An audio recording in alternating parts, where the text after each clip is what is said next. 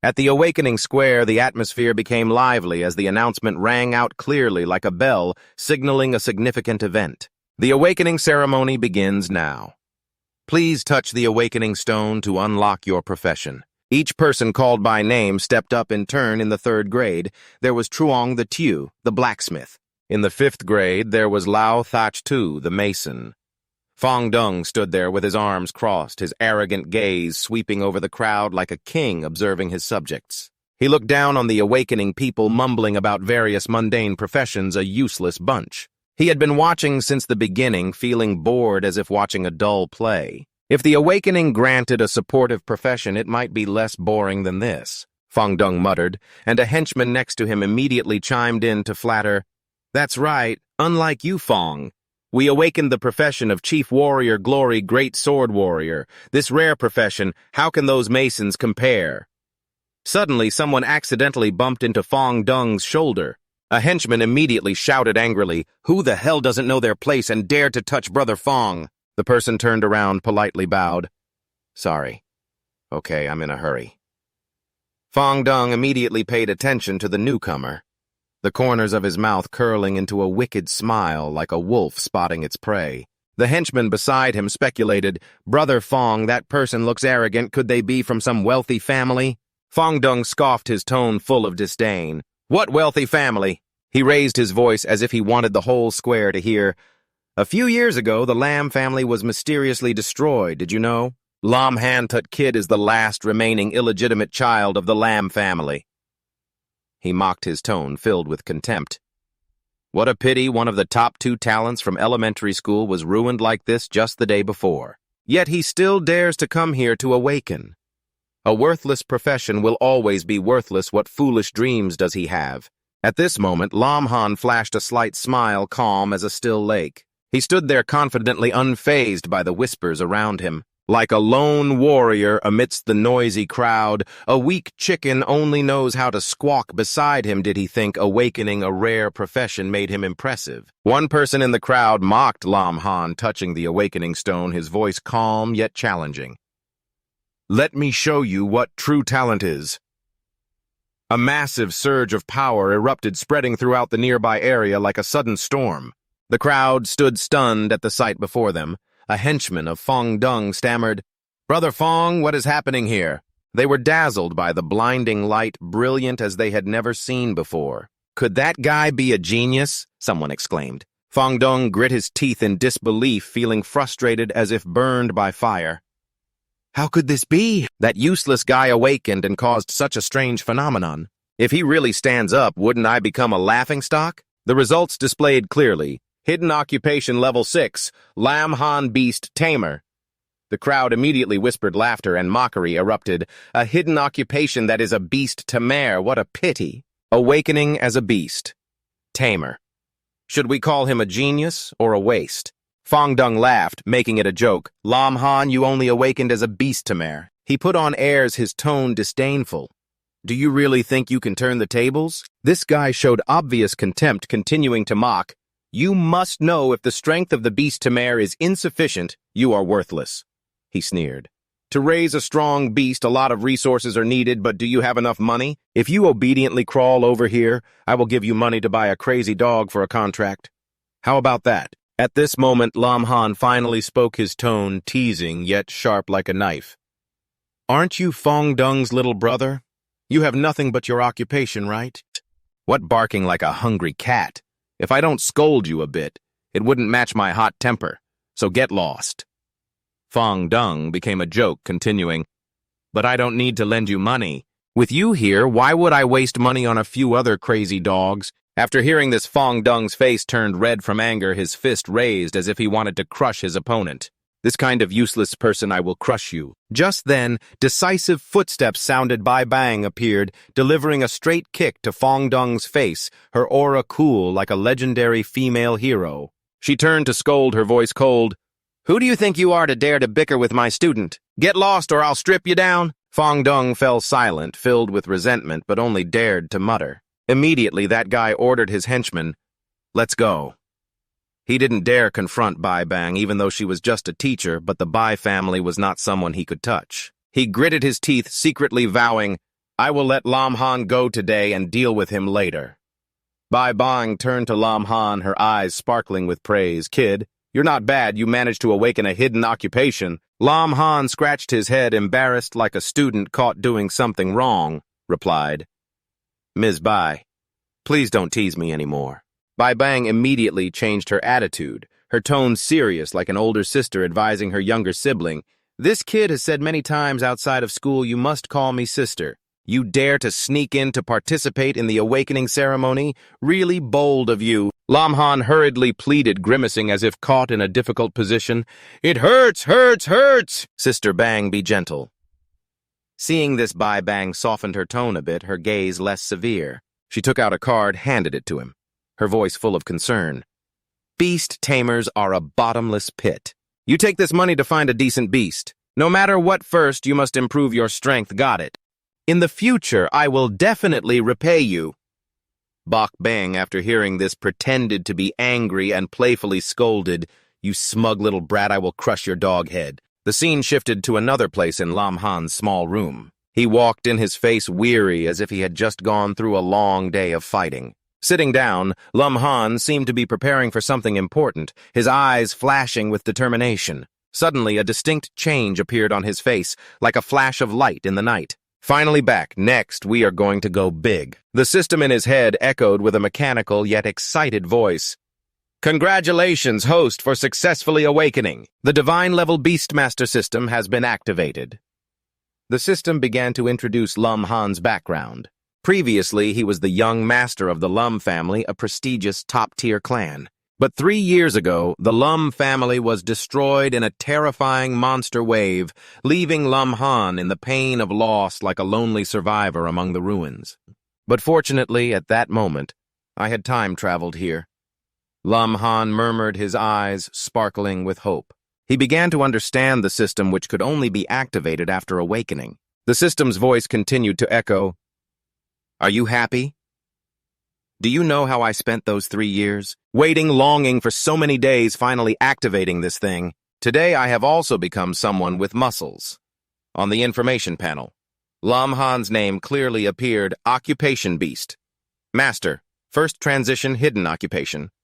Level 1, Strength 70, Agility 50, Spirit 110, Physique 60, no equipment, Skill.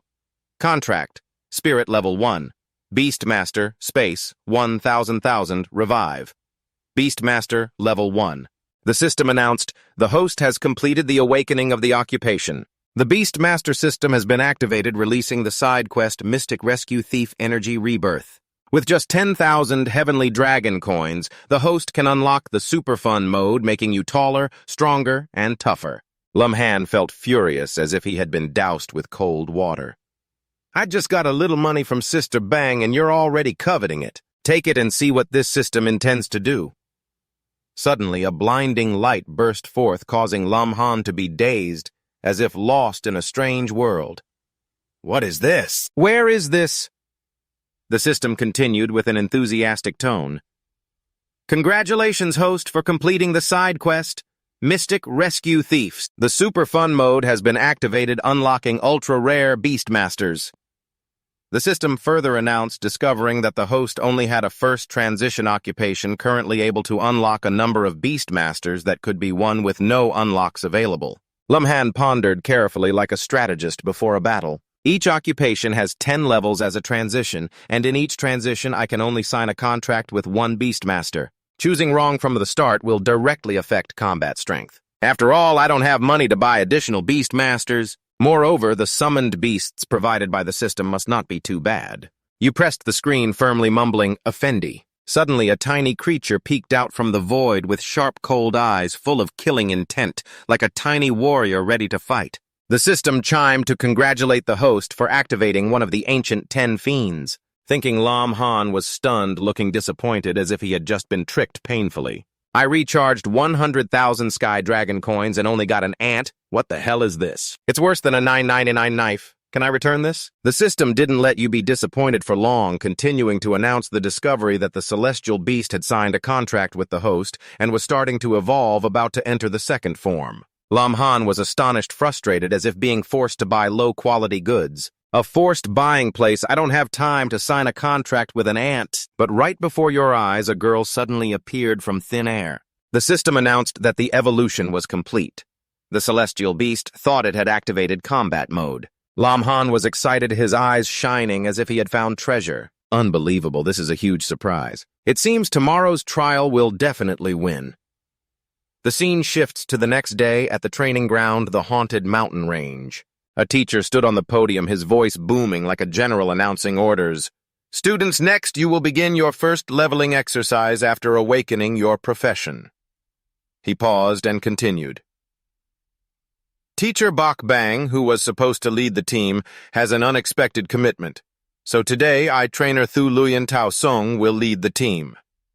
While teacher Tao Sung was explaining, Lam Han stood to the side, engrossed in interacting with his summoned beast through the teleportation gate. With a booming voice like a general announcing orders, everyone will be transferred to an area suitable for their level. Although this trial exercise is not too difficult, I still have to remind you to pay attention to safety. Suddenly, someone bumped into Lam Han's shoulder. He turned around to see Long Thien Kiu, the close friend with a bright smile like early sunshine, eagerly starting a conversation. Little lamb, have you found your summoned beast yet? If not, let's act together. Long Thien Kiu, with the profession of berserker, is a brave warrior always by Lam Han's side. Feng Dong nearby spoke up with a disdainful tone, as if thinking himself above all. Lam Han, I'll help you catch a few spare summoned beasts. His face showed a malicious look like a snake ready to strike. Or maybe you should learn a few barking dog sounds. I'll also show you what a summoned beast looks like. Lam Han didn't care, replying in a sharp, teasing tone. Who is the dog barking at? Feng Dong continued arrogantly. The dog is barking at you. But he immediately realized he had just shot himself in the foot. Roaring as if poked in a sore spot, he charged at Lam Han like a disturbed beast. Lam Han quickly dodged Feng Dong's punch, his movements as agile as the wind continuing to tease. A gentle yet challenging tone, that's all. Haven't you eaten yet, Feng Dong, sweating, feeling uneasy as if doused with cold water? Just an ordinary beast. Tamer. How can his strength surpass mine? Could it be that Bok Bang gave him some treasure yesterday? Just then Teacher Tao shouted loudly, his voice full of authority, Lam Han, it's your turn. What are you doing? Hurry and go through the teleport gate to your leveling area. Next to him, Long Thien Kiu looked worried, his gaze like an older brother caring for his younger sibling. Tu Lum, it's not safe for you to go in alone. I'll go with you. Lam Han reassured, his voice confident like a warrior ready for battle. Just relax, I can handle it. Feng Dong stood outside, a sinister smile like someone plotting Lam Han. I've already told Teacher Tao beforehand. In this trial, don't expect to survive. Teacher Tao's face turned sour, showing annoyance, as if offended, thinking, a kid daring to get close to Bok Bang, she's meant to be mine. Anyone who blocks my path will know my strength. He watched Lam Han step into the teleport gate, determined, I must deal with that brat. Lam Han entered the leveling area, assessing the situation with the caution of a strategist. This is the habitat of the rapid wind wolf, a silver leveling area recommended level 1120. Note that only the most qualified professionals are absolutely prohibited from entering this area. Tao Sung intentionally led me here, didn't he? Suddenly terrifying sounds emerged from behind a pack of fierce rapid wind wolves like ghosts in a storm were approaching. Lam Han felt a little anxious, but quickly regained his composure. His voice gentle as if calling a friend, not wake up, I'm still alive here. But to kill me, Tao Sung is still far from it. Hearing the call of its master, Jacnia began to awaken. Her petite body immediately transformed into a beautiful girl, as if she stepped out of a painting with flowing white hair and sparkling red eyes. Her sharp gaze directed forward. The system announced, along with her voice, Master, I'm ready. Information displayed combat form of the ancient 10 beasts, level 10 strength, 800 agility, 700 spirit, 600 physique, 900. Skill and transformation level 10. Increase all basic attributes by 30%. Strength level 10 increases strength attributes by 50%. Lam Han was excited, thinking to himself, let's see how formidable the ancient 10 beasts really are. His information board was also updated. Name Lam Han, profession first tier beast. Tamer, hidden profession level 1. Strength 70 plus 80 increased by 10% from beast language. Agility 50 plus 70 increased by 10% from beast language. Spirit 110 plus 60 increased by 10% from beast language. Physique 60 plus 90 increased by 10% from beast language. No equipment skills. Life contract level 1. Spatial beast taming level 1. The system announced, "Congratulations, the host has activated the first battle mission. Eliminate 10 fierce beasts. Reward 100 points."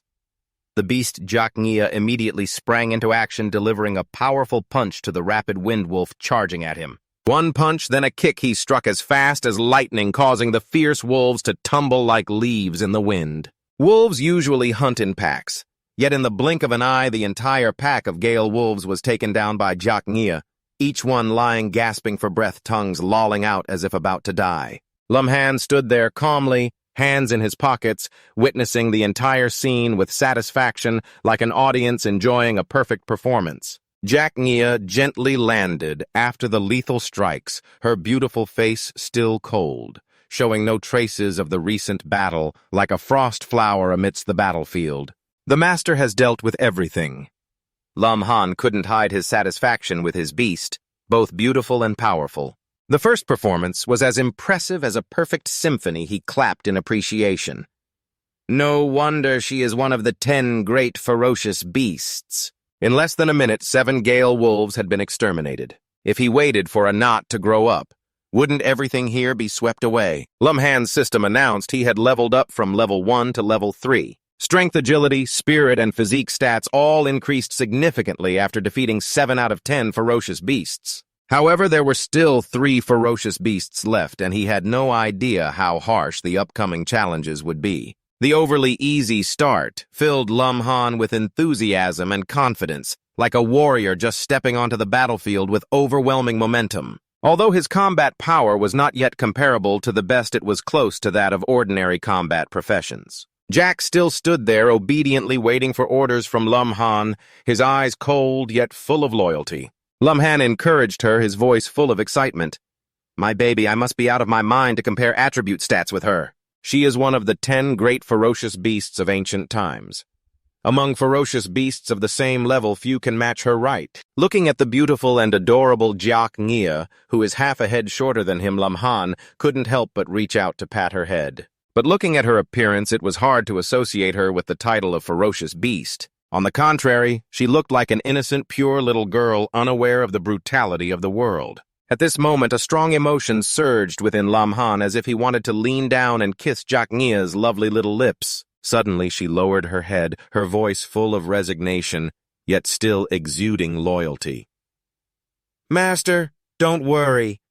Her actions and words made Lumhan the young man blush like a ripe apple under the summer sun. The two people were engrossed in interaction, unaware that from a distant corner of the tree in the concealed darkness, 3 black-clad special operatives had been silently observing them the whole time.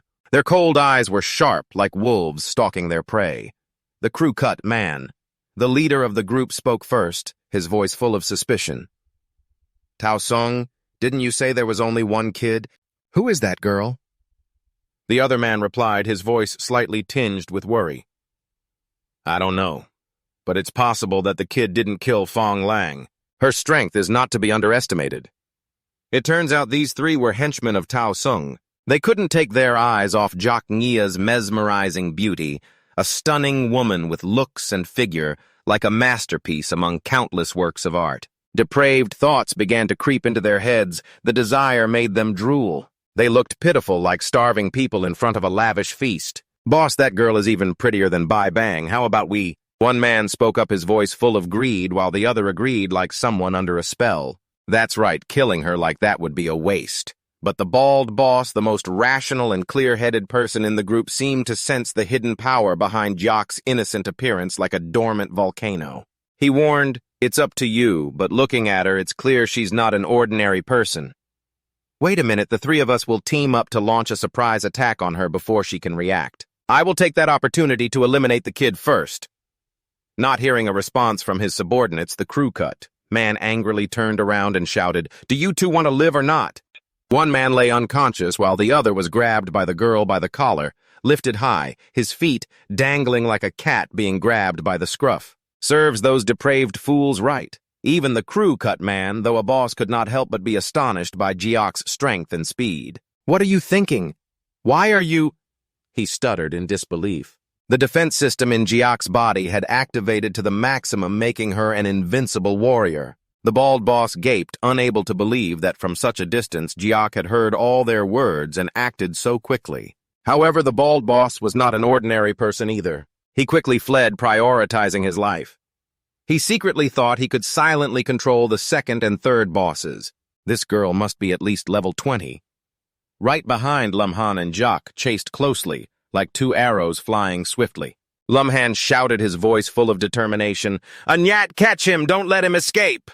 The bald boss was increasingly curious about Lumhan, his heart full of questions. Who the hell is that kid to have such high-level bodyguards protecting him? Preoccupied with looking back to see if Lumhan and Jiok had caught up, he didn't pay attention to what was in front of him. Suddenly, a giant claw of a monster appeared, rushing straight at him like a death whirlwind. The bald boss panicked, only able to shout, "Damn it! A little faster!"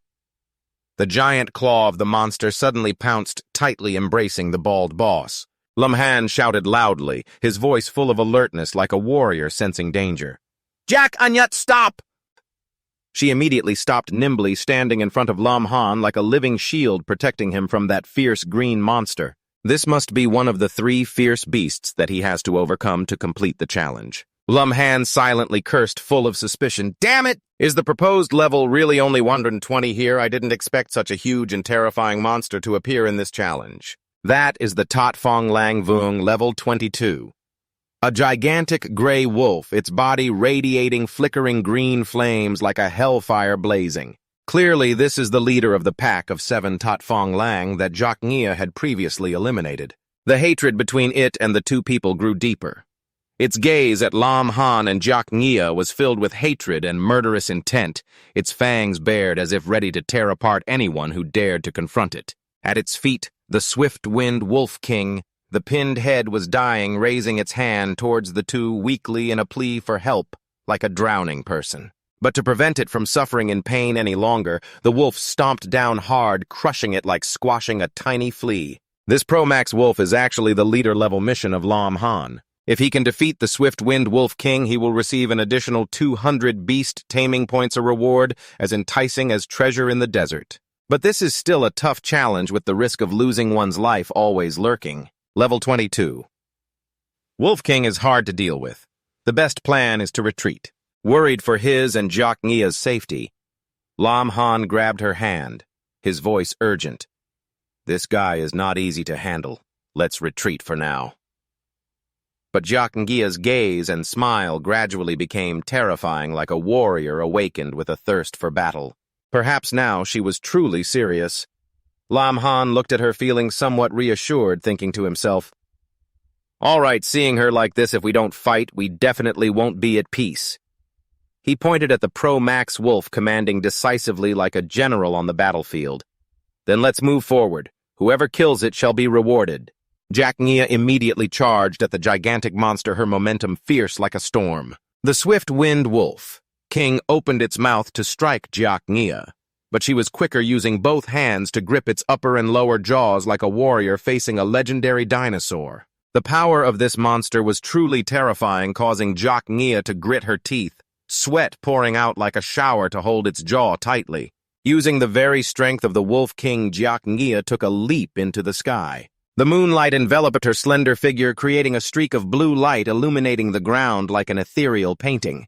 The swift-winged Wolf King was not to be outdone, quickly launching a kick using the swift-wind speed skill to chase after its prey. Unfortunately, it clawed Jiok Nghia, and she screamed in pain, the blow causing her to crash down to the ground, creating a strong shockwave. Lumhan held his head, stepping back a few paces due to the aftershock, filled with worry before the terrifying power of this gigantic wolf. It landed right where Jiok Nghia fell while she struggled to get back up. The swift-winged Wolf King raised its gigantic foot, preparing to deliver a fatal blow. The deadly strikes came in succession, both fast and powerful, like blades constantly slashing down. Jiok Nghia put all her strength into defense, but if this continued, she wouldn't last long. Lam Han was terrified, witnessing the uneven match between Jiak Nghia and the swift-winged Wolf King. Indeed, the level difference was too great. In a direct confrontation, he had very little advantage. Suddenly, from somewhere, another swift-winged wolf lunged at Lam Han. He cursed inwardly, his voice filled with frustration. "Damn it, these guys don't know how to play fair, sneaking in for a surprise attack." No, not just one. 3 swift-winged wolves charged in all at once. Lam Han quickly dodged the beast in front, but the other 2 silently approached from behind, ambushing him. He grabbed the tail of the wolf in front of him and shouted loudly, "You guys are still too young!" With all his strength, Lam Han gained momentum and threw the swift-winged wolf towards the 2 behind like a skilled shot-put athlete. The system announced that 70% of the mission was completed, adding 10% of the power of insight. Thanks to that, Lam Han was significantly stronger than at the beginning, and the effort to eliminate the Wolf King was now much less. The number of completed missions for him increased to 9 out of 10. Lam Han approached the wolf in front of him and executed a powerful jump. His cold face signaled a tragic outcome. He grabbed its jaw just like Insight did with the swift-winged Wolf King.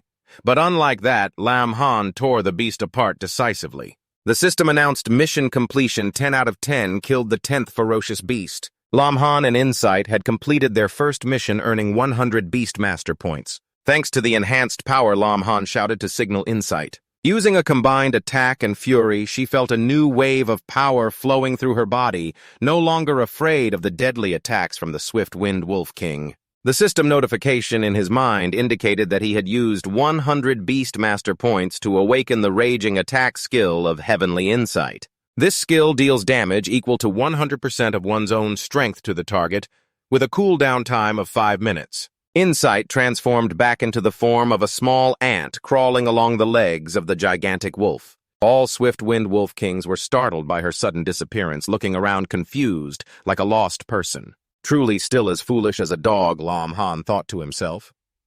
Suddenly, the swift-winged Wolf King felt a strong force hit its stomach, but it was too late.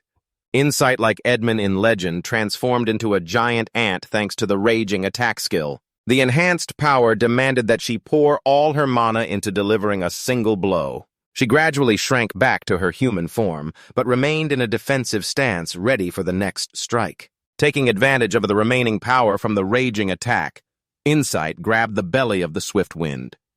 Wolf King tearing its body apart into 2 pieces as if ripping a thin sheet of paper. The super beast let out one last roar before collapsing. Insight landed on the ground, creating a loud crash that made Lam Han cover his face and step back a few paces. She met him, stabilizing her state, her gaze still sharp and cold.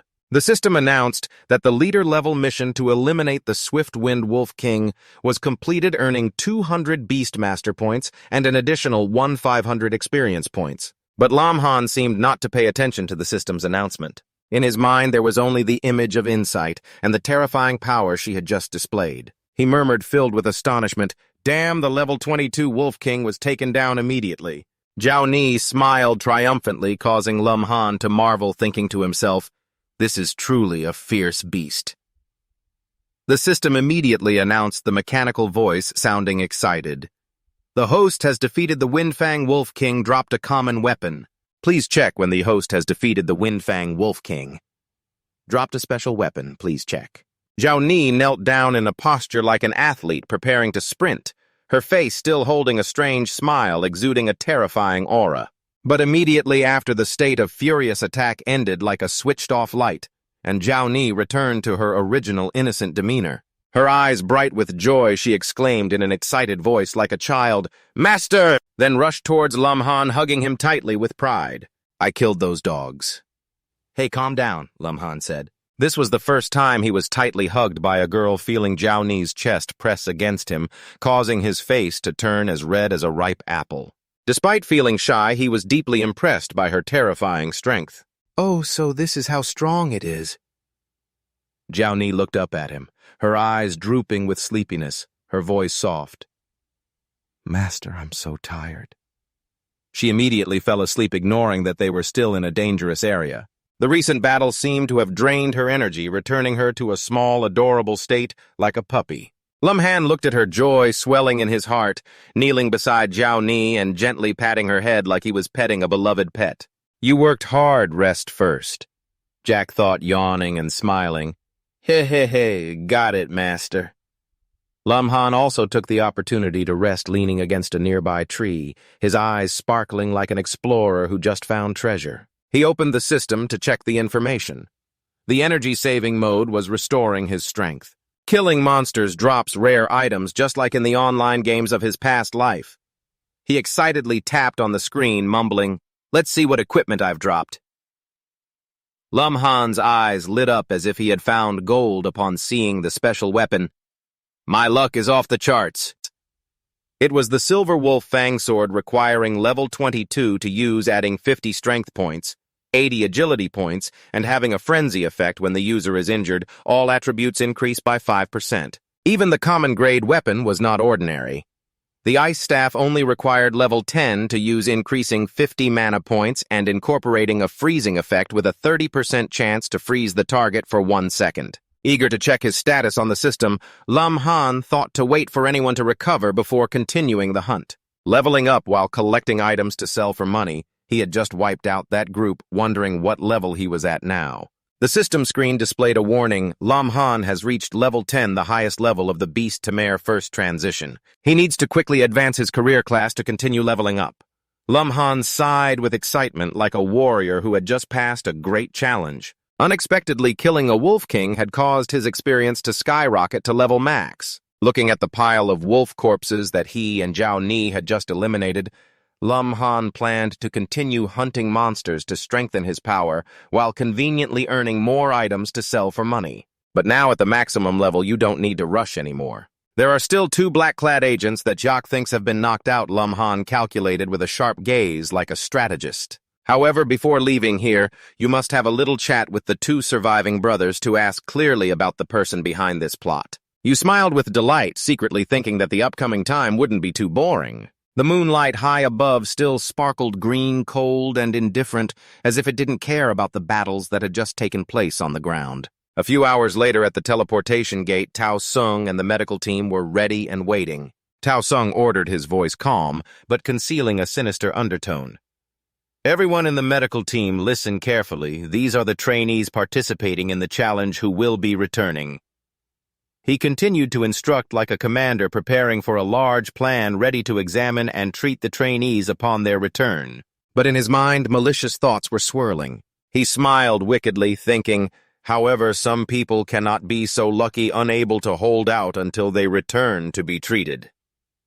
Clearly he was referring to Lam Han. Bak Bang suddenly called out, interrupting Tao Sung's train of thought. Bak Bang appeared to check on her student's situation. Her presence made Tao Sung uncomfortable, like someone whose plans had been disrupted. He laughed awkwardly, trying to sound friendly. Ms. Bak, why are you here? And didn't you say you were busy today? It's just to pick up the trainees returning from the trial. Just leave it to me, why do you need to come over? But Bak Bang, with a gaze as sharp as a blade, seemed to have a clear understanding of what Tao Sung was doing to Lam Han. She spoke with a cold tone. Tao Sung, shouldn't you explain a little about Lam Han's trial? Tao Sung still thought he could gloss over it, responding with a false sense of confidence. Ms. Bak, I know you and Lam Han have a good relationship, but as teachers we need to treat each student fairly. He even boasted his tone smooth like a seasoned person. I can share my experience, or do you want to follow me to a quiet place so we can discuss carefully? As a teacher who always talks about fairness, he was brazenly harassing in front of everyone, truly deserving of a lesson from Bak Bang right away. Bak Bang swung the knife, the sharp blade pressed against Tao Sung's throat, her voice icy. Tao Sung, I need an explanation. Tao Sung began to panic, his voice trembling. Ms. Bak, I don't quite understand your meaning. Bak Bang angrily shouted. Lam Han is just a newly awakened beast tamer, yet you assigned him to the silver-level training area. There, let alone protecting himself, he can't even find a temporary battle beast. The shiny blade pressed against Tao Sung's throat, and if Bak Bang applied a little more force, his throat would be cut. She continued to question, her voice filled with rage. Do you think that because his family is gone, you can bully him at will? Tao Sung grasped the blade, trying to push it away, still pretending. Ms. Bak, perhaps you have misunderstood me. I have my reasons for doing so. Tao Sung quickly found a reasonable explanation, his tone smooth like a veteran in evasive tactics. Lam Han awakened as a beastmaster. If he doesn't go through the trials, how can he quickly level up? Besides, I never told him to go to his death. I even arranged for 3 teaching assistants to go along and support him. Bokbang felt a bit reassured by this, slowly retracting her knife, but her gaze remained as sharp as a sword ready to strike down. You'd better pray for Lam Han's safety. If he gets hurt anywhere, I will cut off the corresponding part of you to compensate him. Tao Sung could only scratch his head and smile awkwardly, but in his twisted mind, dark thoughts still churned. Are you only daring to show attitude towards me now? Wait until you see Lam Han's corpse. Let's see how cold you can remain. He had begun to imagine a heated scene with Bokbang silently telling himself to seize the opportunity. Suddenly, an announcement rang out, cutting through the tense argument between Bokbang and Tao Sung. The students participating in the trials have returned. The first to step out from the teleportation gate was Lun Long Tweet Class 6 with the rare profession Storm Mage, one of the top talents in Nut Trung. She confidently walked out, her aura regal like a queen just conquering the battlefield, as if this trial was merely a stroll. The sound of applause rang out continuously like waves lapping against the shore. Oh my, it's Lun Long Tweet. Indeed, she was the first to complete the trial, truly one of the top talents in Nut Trung. One person less than her Lam Han truly does not deserve comparison. Fong Dong, the next to complete the trial, trailed behind Lun Long Tweet, sweetly flattering, Lun Tweet, indeed, the best student in the school, you even came out before me. Seeing she didn't respond, he took the chance to press on his tone full of confidence, as if he considered himself the center of attention. Lun Tweet, we are the 2 great talents of Nut Trung. We definitely need to be closer from now on. But Lun Long Tweet ignored him coldly, dodging his hug, her voice as sharp as ice. If it were the old Lam Han, I might have considered it. But as for you, forget it. Her words were like a bucket of cold water poured straight over Fong Dong's vain ambitions, making him furious, his face as red as if slapped in front of the crowd. From the teleportation gate, another person stepped out. Lum Q hurriedly ran over, panting anxiously, asking, Has Tio Lum Tu returned? Fong Dong saw him smile disdainfully, his tone full of contempt like a victorious person. I didn't expect a fat guy like you to survive the trial. You really are lucky. However, your good friend wasn't so fortunate. Lum Han must have died in the secret realm. Hearing the venomous words aimed at his brother, Lum Q gritted his teeth, his anger erupting like a volcano. He roared defiantly, Fong Dong, say that again if you dare! But to Fong Dong, Lum Q wasn't scary at all. He arrogantly retorted, his tone filled with arrogance. Say whatever, Lum Han is dead in there. He's just a useless beastmaster. How long can he hold out? Seeing Fong Dong increasingly dominating, Lum Q shouted angrily, ready to charge in, Give him a beating. Tao Sung, standing nearby, seeing the noisy scene, shouted loudly, Shut up! He turned to Lum Q, sternly scolding him. Long Thin Q, is Lum Han your father? Stop thinking about others. Focus on improving your own strength. Teacher Lum Q remained still. Tao Sung urged, his voice irritated.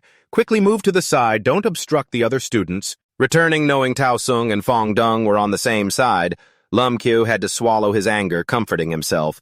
Everything will be fine. Lam Han will definitely come back. Time passed, minute by minute, the training session extended by another hour. Fong Dong sat confidently on a rock, majestic like a small king, while the younger ones diligently massaged him. They meticulously asked with flattery, Brother Fong, you've been working hard these days. Brother Fong, is this strength enough? Meanwhile, Lum Q anxiously watched every person stepping out from the teleportation gate, his heart burning with worry for his brother. Everyone else had returned. Why was Lum Han still not out? He thought to himself, anxious as if standing on a pile of embers. Fong Dong's underlings. Seeing Lum Q worried, seized the opportunity to tease their tone full of sarcasm. Do you still need to think about it? He must have died in there. After all, he's a beast. Tamer, dying among beasts is considered dying in the right place. Suddenly, from afar, a rock flew like a whirlwind with terrifying speed, striking the heads of Fong Dong's underlings. The retribution finally came. The rock soared like lightning, causing them to fall over. Lum Q was startled and turned around, then immediately felt joy upon recognizing the familiar figure. Lum Han strode out confidently, his eyes filled with disdain, his tone cold. I played until I lost track of time. Since when did the school have so many noisy dogs like this? Lum Kyo saw him return. Happiness surged like waves, shouting, "Little Lum too." He rushed toward Lum Han excitedly, shouting, "Finally, you're back!" Bat. Not only Lum Kyo, but Bak Bang, standing beside, also breathed a sigh of relief, her voice gentle like an older sister. "You scared me to death, kid." But not everyone was happy. Tao Sung frowned, filled with doubt and anger. How could this happen? I clearly sent 3 people to deal with him. How could this useless guy still be safe and sound? He didn't give up, still harboring intentions to assassinate Lam Han, secretly thinking, "Lam Han, consider yourself lucky this time, but don't think I will easily let it go." Fong Dung stepped forward, speaking disdainfully. "Unbelievable! You completed beast tamer training without a pet. What can you achieve? You must have gone inside and just hiding in a corner, right?" Lum Kyo, now with the brother supporting him, immediately voiced his rebuttal, his tone full of anger. "Fong Dung, are you stupid? Do you really think everyone is like you, always being pampered?" Lam Han heard the sarcastic words of Fong Dung, feeling amused, and spoke in a challenging tone sharp as a blade. "Am I being protected? Just try it once and you'll know." Before Lam Han could finish, Fong Dung quickly interjected, his tone mocking, as if he placed himself above all. "Lam Han, this useless beast Tamer has been hiding in the haunted mountains for so long and finally decided to come out. This is truly cowardly." Despite being insulted, Lam Han did not get angry. On the contrary, he calmly stopped Lam Kyo, who was about to charge forward, growling. "What did you say?" Lam Han replied lightly, a sneer blooming on his lips like a sharp blade. "Fong Dung, have you barked enough? With your abilities, you aren't even worthy of carrying my pet's shoes." Hearing Lam Han say that Fong Dung was furious, his face red as if burned by fire, but he still tried to maintain a calm demeanor. "Oh, really?" Because his pride was hurt, he challenged loudly like an animal cornered. "But for the sake of my pride, I bet a game. Do you want to bet on who has a higher level? If you win, I will give you 100,000 Tian Long coins, but if you lose, you have to kneel and call me Grandpa." Lam Han was not afraid at all, and immediately agreed on the spot, his voice full of confidence like a warrior ready for battle. "A bet is a bet. Later, I will slap you down into the ground." But Lam Kyo quickly spoke up to advise, worried like an older brother. "Lam Han, don't be hasty, the coach is still here." Lam Han turned to Chao Sung, smiled, his tone calm, but full of implication. "Teacher Cao, this is our matter. I hope you won't interfere." Cao Sung coughed a few times, reluctantly, agreed, his voice stern like an elder. "Of course. But once you have made a bet, you must keep your word. Honesty is the virtue that our Nut Trong values the most." On the surface, that was the case. But inside, Chao Sung was secretly delighted, as if he had just found gold. "Lam Han, you are seeking your own death. I wouldn't mind giving you the knife." Bai Bang, standing beside, did not oppose. On the contrary, she looked at her student with a proud gaze mixed with a familiar air of intrigue, as if she knew he was preparing for a grand performance. This kid is definitely planning to deceive others. Then, without further hesitation, Chao Sung stepped forward, calling out in a powerful tone as if opening a battle. "All right, since the stakes have been set, let's begin." Lam Kyo was still not at ease, stepping forward, his voice earnest. "Teacher Cao, although I am not in this bet, I am Lam Han's brother.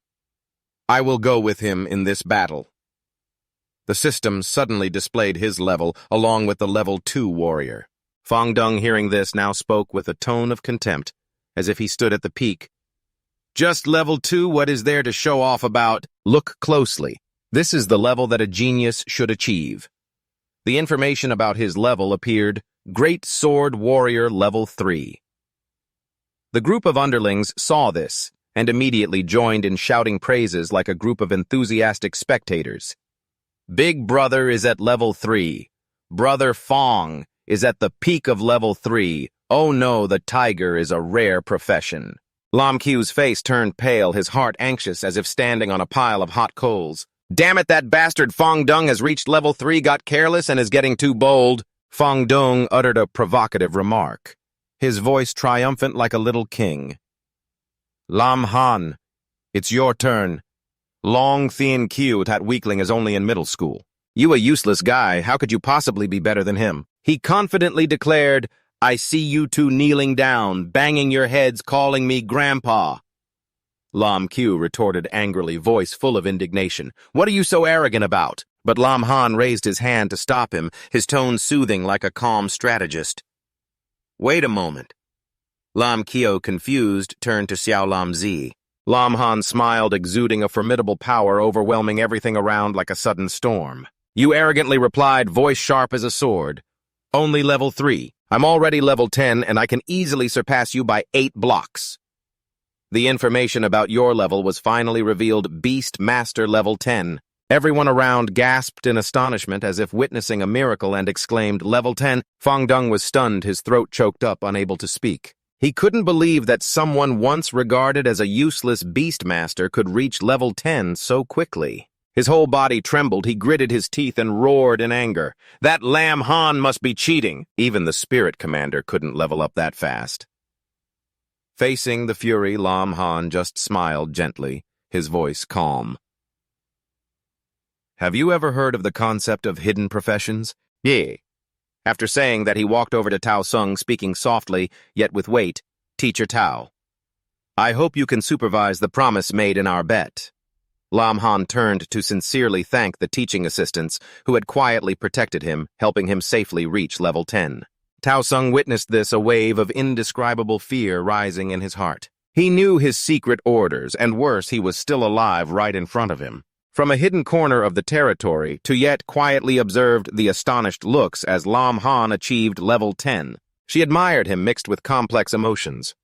Wasn't he once a genius? Still swirling with level 5 sorcerer energy, she coldly spoke, her sharp gaze directed at Lam Han. Just wait, I will catch up with you soon. Lam Han was surprised. Miss Bok, why are you here? Bok Bang smiled gently. My work is done. Now my position is here beside you all. A voice interjected. Miss Bok brother Lam Han leveled up to 10 in just a few hours. Before Bok Bang could process the information, a roar tore through the air. Tao Sung, his face twisted with rage, charged like a wild beast, throwing a punch with terrifying power aimed at Lam Han. Be careful! Bok Bang shouted loudly, rushing to push Lam Han out of the way, standing in front of the deadly attack. Tao Sung roared like a wounded beast, his eyes bloodshot. The damn rules of the academy won't stop me, he yelled wildly. Today I must end that brat Lam Han. He launched another furious attack. Bok Bang gritted her teeth, trying to block it, the force causing her to stagger back a few steps, her whole body shaken. She knelt on one knee, but with strong will she stood tall, her gaze resolute. As long as I am standing here, your plan will never come to fruition, she shouted loudly, delivering a powerful counterkick. Lam Han and Lam Q stood behind, their hearts tight with worry, afraid Bai Bang couldn't withstand the aggression of Chao Sung. His anger reached a peak due to the obstruction. Grabbing Bai Bang, he roared, You bitch dare to block my way! I will kill you first. Bai Bang found herself in a precarious situation controlled by brute strength. Cao Sung smirked maliciously, withdrew his hand, preparing to deliver the finishing blow, his face contorted with hatred. At the moment of life and death, a dark shadow flashed by like lightning. Lam Han, with astonishing speed, delivered a sky-high kick, sending Cao Sung flying away. He quickly supported Bai Bang, who was staggering anxiously, asking, Sister, are you okay? She smiled weakly, her gaze still steadfast. I'm fine. Lam Han helped her to a safe place, then turned back to face Cao Sung, who was struggling to get up. He wore a cold smile. Explain a bit, why did you try to kill me like that, huh, teacher? Cao Sung stumbled to his feet, his eyes red with pain and rage, pointing directly at Lam Han. It's because of you. My 3 level 15 assistants have disappeared because of you. You eliminated them to steal their experience points, right? He tried to appear righteous for that inhumane act. Today I must punish you. But when he was about to rush forward, Cao Sung suddenly stopped. The killing intent dissipated, replaced by horror, as he saw the bodies of the assistants thrown down before him. Cao Sung stood stunned, looking at the familiar faces, now lifeless, his whole body trembling. But the shock quickly gave way to a twisted, sinister smile. Dead, so they can't reveal the truth anymore. Standing there with a proud smile, he suddenly froze. Cao Sung stood there wearing a proud smile, but inside was a raging anger. Lam Han, even the bodies are here now. What else do you have to deny? Lam Han heard these words and simply shrugged lightly, his tone calm as if nothing mattered. Deny? I only see dead people at the Shadow Mountain. Being kind, I brought them out. He slowly walked towards the body of a teenager lying there, his voice deep and mournful but full of sarcasm.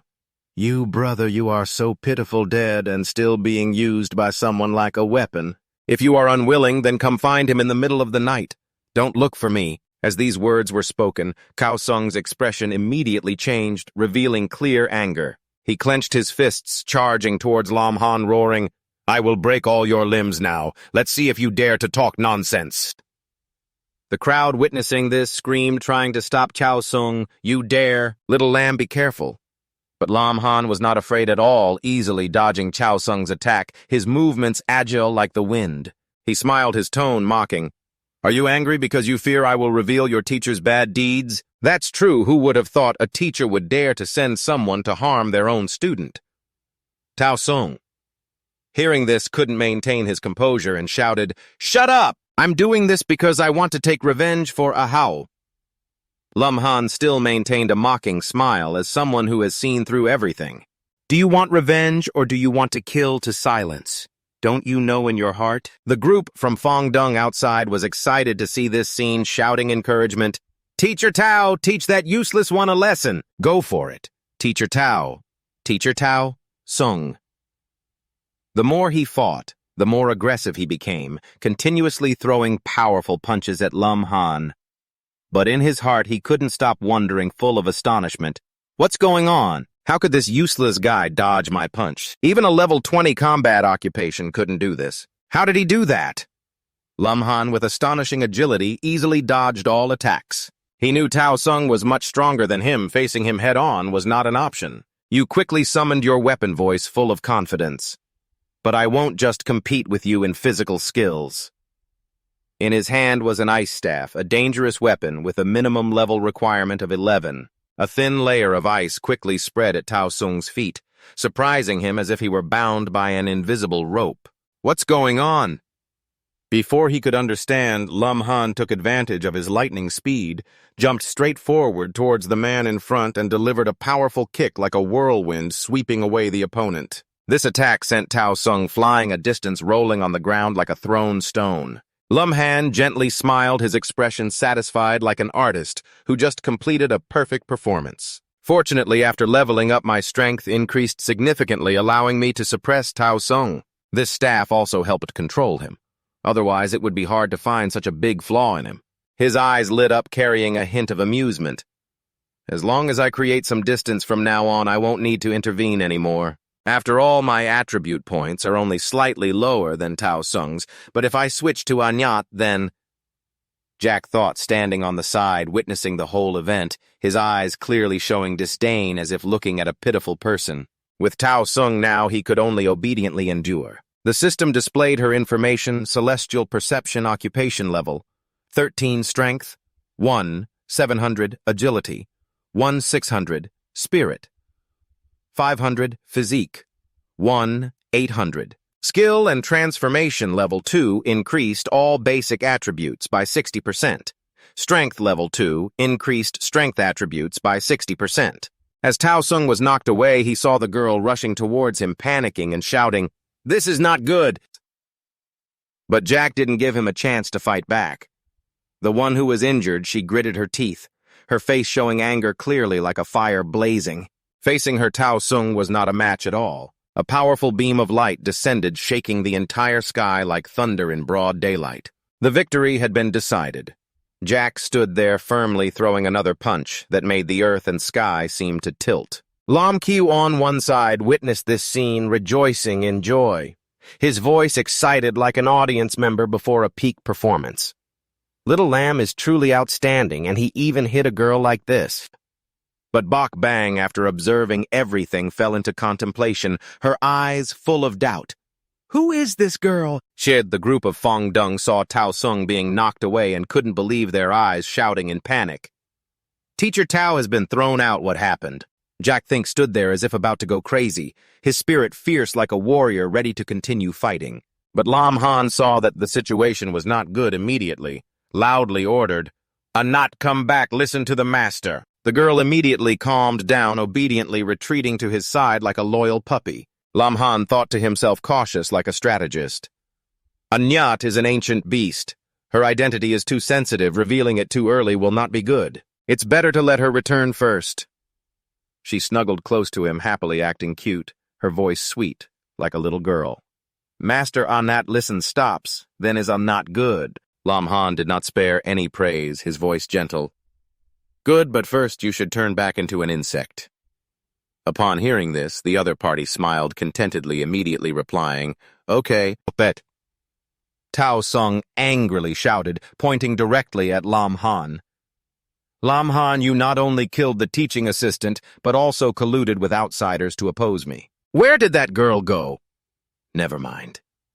His face was veined, his eyes blazing with hatred and anger. A morally depraved student like you? He clenched his fists, roaring like a beast cornered. Must be severely punished. But before he could act, a foot was placed on his shoulder, accompanied by a cold, calm voice. Wait.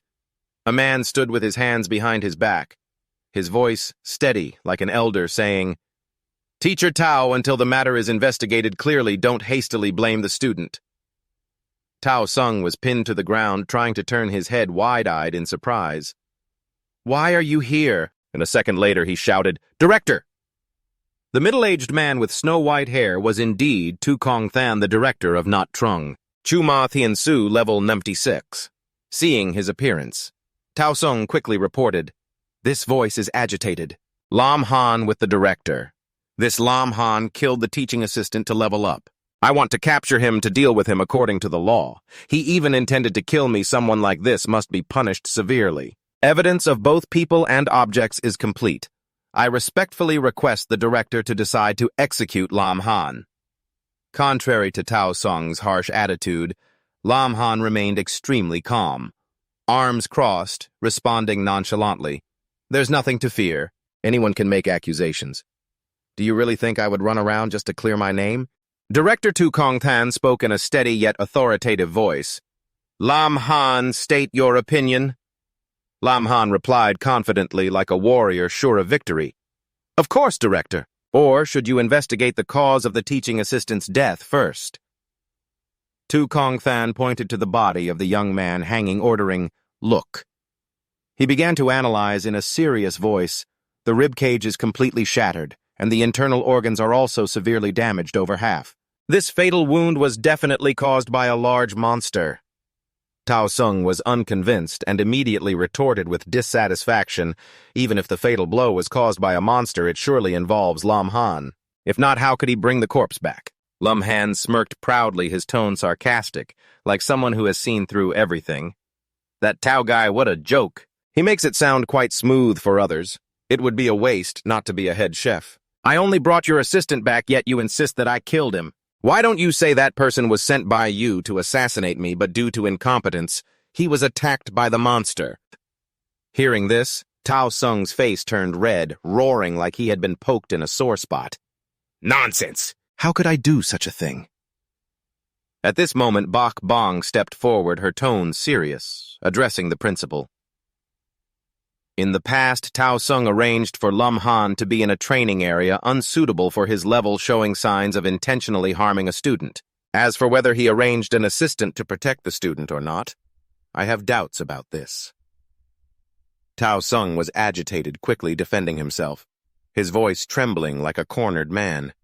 This is so unfair, Principal. I am a coach.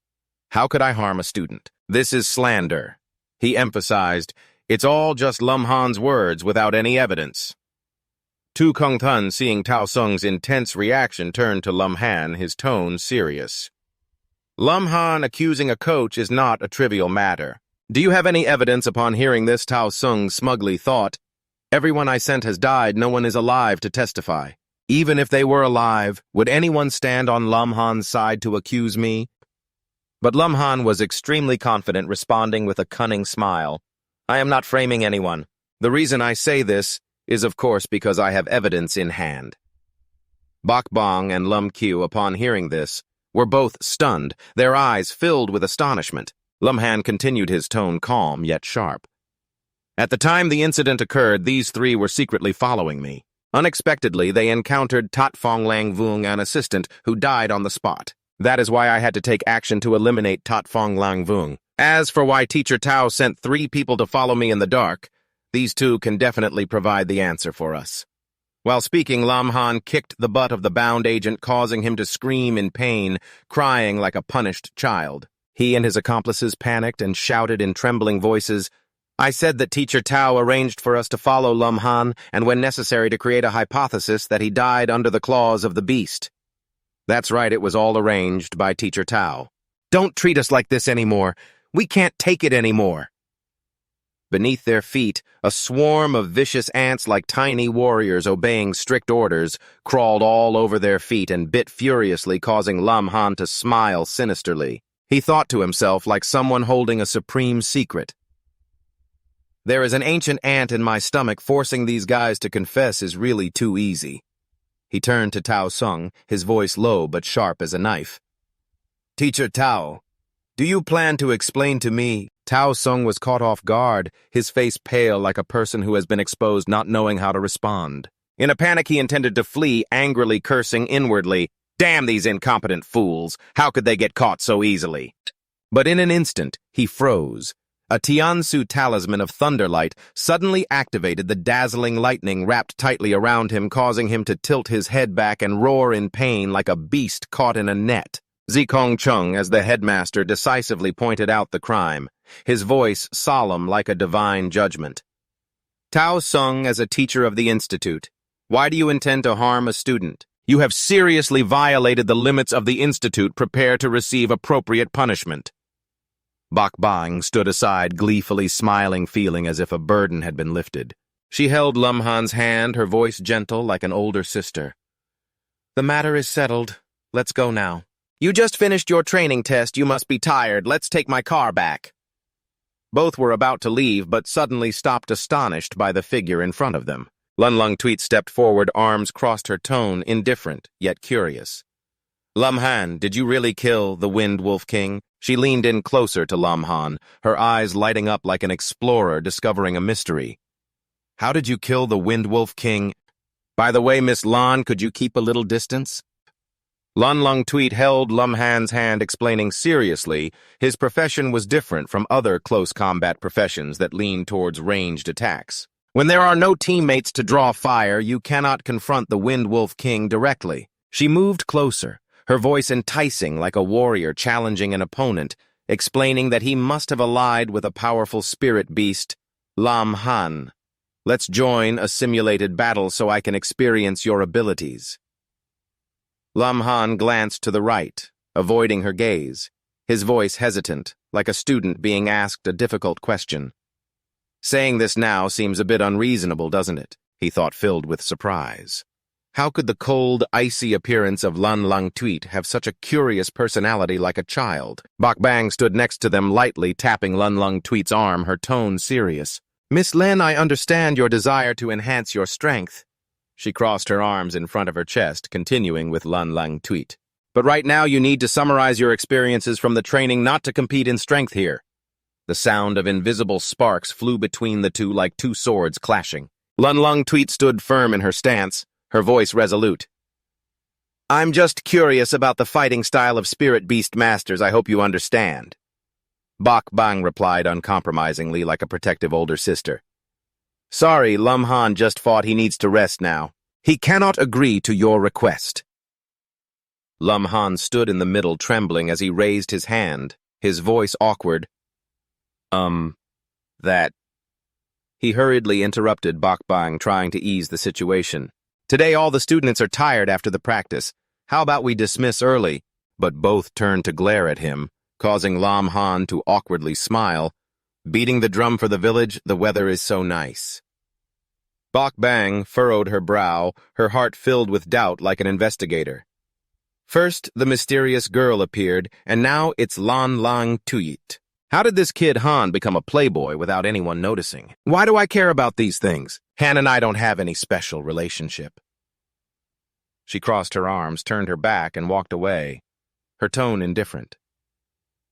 If everything here is settled, then I'll leave first. Wish you all a safe trip home. Lam Han flinched, quickly replying, I'm a bit tired today. Lan Lang Tuyet exuded dark energy, like a small storm pressing classmate Lam Han. You haven't answered my question. Lam Han flinched, quickly responding, I'm a bit tired today. Let's find a chance to talk next time. Lan Lang Tuyet turned away, her voice light but firm. Got it. Remember your promise. Lam Han breathed a sigh of relief, secretly lamenting. This girl finally left. But why does Sister Bang seem so angry? Lam Han quickly responded in surprise. That's right, it can't be because I secretly participated in the practice rite. Dien Bien patted Lam Han on the shoulder, admiring him. He shook his head and told himself, Forget it. Why think too much? There are still many things behind that need to be handled. He thought to himself as his eyes flashed, This person is a friend of my dad. I wonder if I can take this opportunity to raise the price a bit. Dien Bien lowered his head, a sinister smile appearing as he calculated in his mind. This kid isn't very old, surely I can negotiate a good price. The two of them, like two cunning foxes, smiled in unison, truly looking forward to it. Dien Bien extended his hand, starting to quote a price in a cheerful voice. Little lamb, these two pieces of equipment are of good quality. Out of respect for our old friendship, Uncle Dien will give you 5,000 heavenly dragon coins. Lam Han raised his finger to bargain confidently. Uncle Dien, everything must be clear. Even though you know my dad, transactions must still follow the rules. This is equipment dropped from the Wind Demon King. It should be at least 8,000. Dien Bien was displeased, responding in a negotiating tone. Your dad was my close friend when he was alive, 5,000. Lam Han remained calm, a cunning smile on his face. When my dad was alive, he loved luck the most. 888,000 heavenly dragon coins. Dien Bien raised a finger, a shrewd smile appearing like an experienced merchant. Kid 6,666,000 is already quite lucky. Lam Han nodded in satisfaction, responding confidently, Let's settle for 6,666,000. Out of respect for Uncle Dien, I agreed. In his heart, he happily thought, like someone who just won the lottery, this price is even higher than I expected. This time I hit the jackpot. Dien Bien shook Lam Han's hand, smiling. Then let's have a pleasant cooperation. Lam Han also responded cheerfully, pleasant cooperation. But he secretly thought, his eyes flashing, that cunning glare, I feel like this kid is setting me up. Dien Bien pointed to the two cards that the serving girl brought up on the exquisite wooden tray. Little lamb, the money has been transferred to this bank card. The black card is the bank's VIP card. For transactions, we can overdraw up to 3,000 heavenly dragon coins. He patted Lam Han on the shoulder, his tone polite but full of intention. If you need to sell anything or have any requests in the future, just contact us more. Lam Han held two cards and politely replied, Thank you, Uncle Dien. He thought, now that I'm here, I might as well check out a few more magical scrolls. So he watched Lam Han walk around the trading room. Dien Bien pondered, his eyes sparkling like a strategist. Just 10 minutes after awakening, he already possessed such power his future is likely hard to predict. He wore a calculating smile. It seems there will be many opportunities to cooperate with him in the future. Under the blue sky, among the closely packed apartment buildings, a military vehicle appeared, standing out like a warrior among ordinary civilians. A well-dressed man stood upright in front of Lam Han's house, respectfully introducing himself, Butler Liu, from the Bai family. Butler Liu. Young Master Lam, it's been a while. Lam Han smiled respectfully, his voice calm. Since the Lam family weakened, it has indeed been a long time since we last met. Is there something today? Butler Liu, with a serious expression, pointed inside his tone full of goodwill. Miss Bai Bang personally led people to a diamond-level secret realm to catch a void beast for you, but she was also punished by the head of the family for her reckless actions, so she could only send me here. Lam Han approached the door, his heart filled with conflicting emotions like a surging tide. Sister Bang dared to rush into a diamond-level secret realm. Even the director Si Kong Cheng wouldn't dare to easily step in there. For me, she really has been very dedicated. Seeing him about to open the door, Butler Liu quickly stopped him, his voice serious. Furthermore, our master has a message for you. He spoke in a tone as if conveying a command from a king. The master says the Bai family has treated you with utmost sincerity. By taking this void beast, we will have no further relations. He conveyed a warning on behalf of the family head, hoping you wouldn't disturb our young lady anymore. Lam Han was slightly surprised, but quickly regained his composure, his voice as cold as the winter wind. Uncle Liu, I understand your good intentions, but I have no relations with the Bai family. When the Lam family faced difficulties in the past, I did not rely on the Bai family, nor will I now. He turned to leave, but Butler Liu spoke up, his tone resolute. Take this void beast back. Lam Han didn't even look back, responding sharply. Tell the head of the Bai family that whether it is help regarding beasts or any assistance from the Bai family, I, Lam Han, do not need it.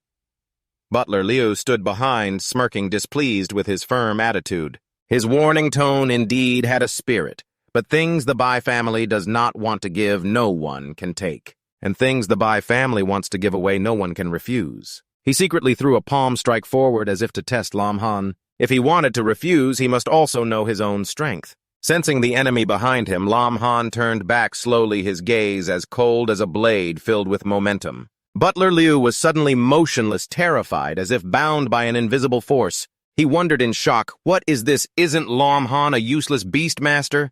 Could it be that everything we knew about him before was wrong? The old man denied the fear, secretly telling himself, no way, I absolutely will not be suppressed by a young kid. Lam Han threw him a card, speaking calmly. That's right, take this. Housekeeper Liu curiously took it, still not understanding what was happening. Lam Han explained and turned away. This is the money Sister Bang lent me. I'm paying back both principal and interest. Please thank her on my behalf for her kindness. He did not forget to leave a warning as a cold farewell. Next time, don't act recklessly against me again. If there's another time, don't blame me for not respecting the relationship between the Lam and Bok families in the past.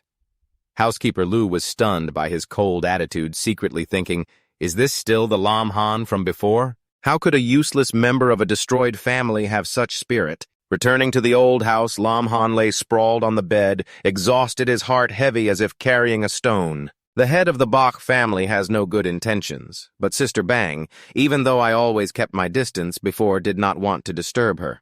He sank into thought, intending to close his eyes for a nap to shake off the fatigue, but the feeling of being forced made his heart uneasy like a smoldering fire. Forget it, don't think anymore. I need to wake up to complete the promotion task. Just then a spirit appeared perched on his shoulder, blowing softly into his ear as if wanting to whisper something secret. A mystical blue light emanated and she transformed back into human form, a beautiful girl with flowing white hair and bright red eyes. She embraced Lam Han, her voice gentle like a cool breeze.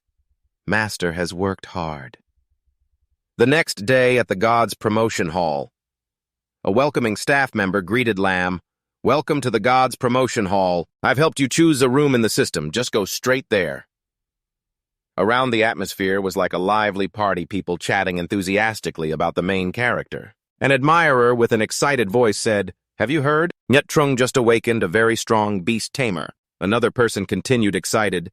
The beast. Tamer is clearly a useless profession, but he not only quickly leveled up but also defeated a super strong Chao Sheng. Another curious person chimed in. Do you think he will come today to complete the promotion task?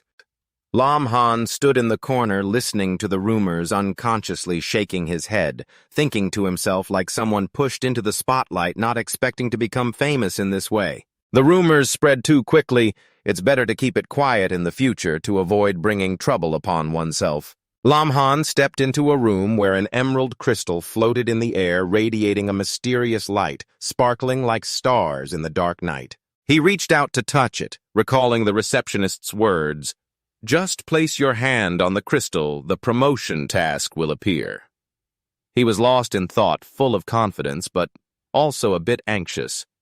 The level 10 promotion task shouldn't be too difficult, right? After a moment when the system confirmed the registration, the task notification appeared clearly. Task name, Thunder King of the Lost Kingdom. Mission level 5 stars. Mission content. Eliminate the Thunder Beast in the ancient ruins, collect at least 7 energy stones. Mission location. The shattered ruins outside. A large screen announces the 5-star mission level, causing a stir like waves crashing on the shore. I never expected that someone would be assigned such a difficult mission. It really is something to look forward to. Another person is astonished. Why did a mission notification suddenly appear like this? It seems someone has activated the 5-star mission already. A different voice trembles, saying that it is the legendary Hell difficulty level. No, without hiring a mercenary group, it can't be done. In the room, Lam Han regrets feeling like standing on a pile of hot coals. What misfortune have I stepped into today? 5-star difficulty, what kind of luck is this? The notice board continues to display that the 5-star mission has been released. The mission name is Thunder Beast of the Forgotten Nation 5-star mission level. The mission content is to eliminate the Thunder Beast in the ancient ruins and collect at least 7 energy stones. The mission location is the shattered ruins. Lam Han breathes a sigh of relief, thinking to himself that at least it only announced the mission content, not revealing my identity. Otherwise, it would definitely bring a lot of trouble. Everyone below, after reading the mission, is confused and discussing who is unlucky enough to activate a 5-star mission like this. Another person curiously asks what profession this person is that they are so skilled. Hearing the commotion of the crowd, Lam Han stretches his face, breaking into a bright smile. The light from the crystal shines on his handsome face like a warrior ready to enter battle. Now that the mission has been accepted, there can be no more delays.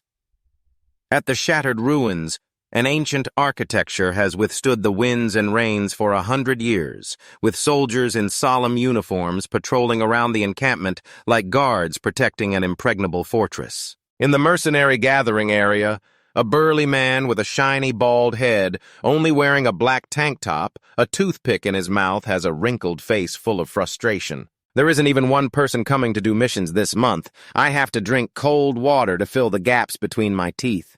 Then suddenly he glances to the side. Seeing Lam Han walk by, immediately stands up, his eyes curious like a wolf catching a scent of its prey. Not only him, the distant mercenaries also follow Lam Han's back with interest, discussing excitedly. That kid is dressed quite well. Could he be some young master coming to do missions? Another person whispers, voice full of greed. At this moment, encountering a fat sheep seemingly about to open for business, but a deep voice from behind makes Lam Han flinch. Be careful with your words. What do you mean by that? Fat sheep is the boss. The bald man proudly puffs his chest, introducing himself. Kid, you're here to take on a mission, right? Do you want to hire our mercenary team? The quality is absolutely guaranteed. Out of respect for you being new, I will give you a 20% discount. Lam Han still had his hands in his jacket pockets, responding in a nonchalant tone, as if he didn't care about the offer. No need. Although Lam Han had firmly declined, the bald man continued to cling on like a leech, his voice filled with calculated persistence. The price is negotiable. This time I will waive the service fee for you. Just consider it as being friends. Lam Han firmly gripped his arm, sounding annoyed like a warrior who was being disturbed. I said no need. He squeezed so hard that the veins on the bald man's arm stood out, his gaze cold like a sharp blade. Keep dragging this out, and you might lose an arm. Saying that, Lam Han swung his hand to push the burly man away gently but powerfully, like tossing a dry leaf. Lam Han frowned, his contemplative gaze fixed on the bald man filled with suspicion. You casually waive service fees for others. Do you think I am a fool who doesn't understand? This type of mercenary squad, if not to swindle money, only has one purpose: to kill and rob. The bald man clutched his pained arm, grinding his teeth in anger, secretly cursing like a beast that was provoked. Damn it, I have to smash him! He waved his knife menacingly, but a voice interrupted. Stop it! A girl with hair as red as flames smiled sinisterly, plunging the knife into the table with such force as if to declare authority. Boss, are we really just going to let that kid be? There's a security team here. It's not appropriate to make a move. The red-haired girl looked up, her mysterious blue eyes enchanting those who looked at her. Her voice filled with schemes. No one can do anything to us. No one can do anything to us. We can still safely leave here, wait for him to come out of the safe zone, then we will play with him later. Lam Han stood in front of the ancient architecture, his demeanor calm, like a seasoned explorer. This is the broken relic, completely different in style from the haunting mountain range. The consciousness was in a private space, responding to Lam Han's call immediately as if activated. She tightly hugged his arm, her expression bright like a blooming flower. "Master, I am ready." Lam Han smiled lightly, touching her forehead with his finger, his voice gentle. "Good, today I will let you have a real battle." The system suddenly appeared, causing Lam Han to complain with dissatisfaction. Activated the system mission again. The announcement rang out. "Congratulations, the Master has activated the Lord-level mission. Mission name Thunderbolt Trueheart. Mission content, hunt down the Thunderbolt Messenger. Collect Thunderbolt Trueheart." After reading the information, Lam Han smiled brightly like someone who just found a treasure. 3 million beast tamer points, not bad, not bad. This is a good item. A knot's power will skyrocket because of it. He cheerfully raised his phone, calculating, but ahead was the place to complete the class transfer mission where he was still unclear about where the Thunderbolt Messenger was. First buy some information from Uncle Dien. Lam Han quickly walked, not forgetting to glance at Jacques Nyi. "Anyat, let's go do the class transfer mission first, then we'll come back to earn more beast tamer points for you later." From the sand dune, a pack of monsters resembling wolves rushed down like arrows, their eyes gleaming fiercely. Thunderbeast, a pack animal level 15. The mind thought with terrifying power, punching the ground to create a shockwave like an earthquake, causing the thunderbeasts to fly in all directions like leaves caught in a storm. The remaining beasts charged towards Lam Han, but he calmly advanced a magic scroll enveloped in flames, floating in his hand like a blazing torch. His voice was full of disdain. "Can't even defeat a knot and you want to deal with me?" Lam Han gently snapped his fingers, launching a huge fireball, his voice cheerful. "Then try this." The fireball rushed towards the beasts, and he didn't forget to mock roasted thunder beast meat. At this moment, the thunder beasts saw the fireball. Their eyes blank like panicked animals thinking they were done for, and turned into BBQ. Then a series of fireballs continued to rush in, incinerating the thunder beasts. The lucky survivors in fear turned and fled the system, announcing the successful extermination of the thunder beasts. Experience gained failed to collect energy stones. Attention, you have reached the maximum limit of first transition. You need to complete the transition quest to surpass the limit. Before reaching second transition, you cannot continue to gain experience. Lam Han controlled 3 floating magic scrolls in his hand: Fireball Technique, Heavenly Fire Technique, and Fire Flame Missile. His expression was unhappy, muttering, "My quest is not finished yet." He looked at the fleeing thunder beasts and joked, "Wanna run? My magic scroll is 0 here." Around him, Lam Han's fireballs flew everywhere, chasing the prey like fiery bullets. He turned and joked, "A knot, hurry up, take them all out." Jacques Nyi responded enthusiastically, "Got it." After the battle behind Lam Han was a battlefield filled with smoke like a painting of destruction. Jacques Nyi stepped onto the head of a defeated beast, observing its reaction while Lam Han eagerly checked his loot. Not bad, gathered enough energy stones in a short time. The magic scrolls are expensive, but truly very useful. The system currently displayed Jacques Nyi's stats. Precognitive thought species. Ancient 10 beasts. Level 15 strength. 2000 agility. 1800 spirit. 1700 physique. 2100. One skill, Coalescence Level 2, increases all basic attributes by 50%. Great Strength Level 2 increases strength attribute by 60%. Combined with Critical Strike Level 1, deals damage equal to 100% of personal strength to the target. Lam Han looked at the stats a bit regretful. Not completing the transition means how much experience has been wasted. Luckily, Anat leveled up from level 13 to 15. Today's trip still yielded some rewards. He took his phone out of his pocket, looked at the screen, wondering, "The trading floor must have sent information about the Thunder Envoy by now, right?" The voice on the other end replied, "Little lamb, I found out the location of the Thunder Envoy. Will send it to you right away." The phone screen displayed a blinking red dot marking the location. The person on the other end kindly reminded, "However, the Thunder Envoy is very difficult to deal with. If you haven't reached second transition or below level 15, it's best not to go alone." Lam Han did not respond, just turned his head to call Jacques Ngi, his voice firm. "Anat, let's go. Let's collect the spirit beasts." She nodded happily, her smile radiant like sunlight.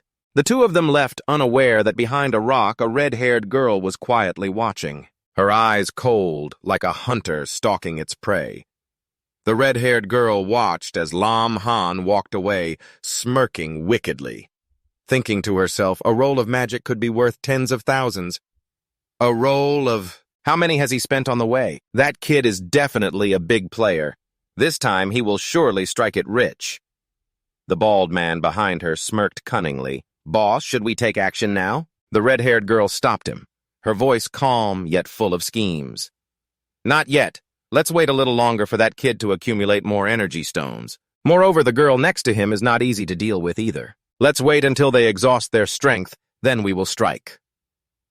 The bald man smiled flatteringly. "Boss, brother Min."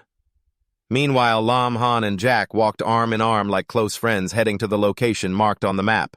Before them, a level 17 Thunder Envoy was sleeping soundly, its body emitting sparkling lightning bolts. Lam Han looked at it a bit disappointed, sighed. "Is it only level 17? Compared to the Gale Wolf King, it's really lacking. It feels like there's no challenge at all." He squatted down, pointing excitedly. "Let's go take it down and head home." Then Jack thought with equal excitement, his eyes sparkling like a child receiving a gift. She charged straight at the Thunder Envoy. Hearing the noise, it woke up, turned its head to look around, but before it could assess the situation, Jack threw a powerful punch to its neck, causing blood to spray out like a fountain. After the blow, she quickly transformed, shrinking back into her beast form, an ant with blue skin and bright red eyes.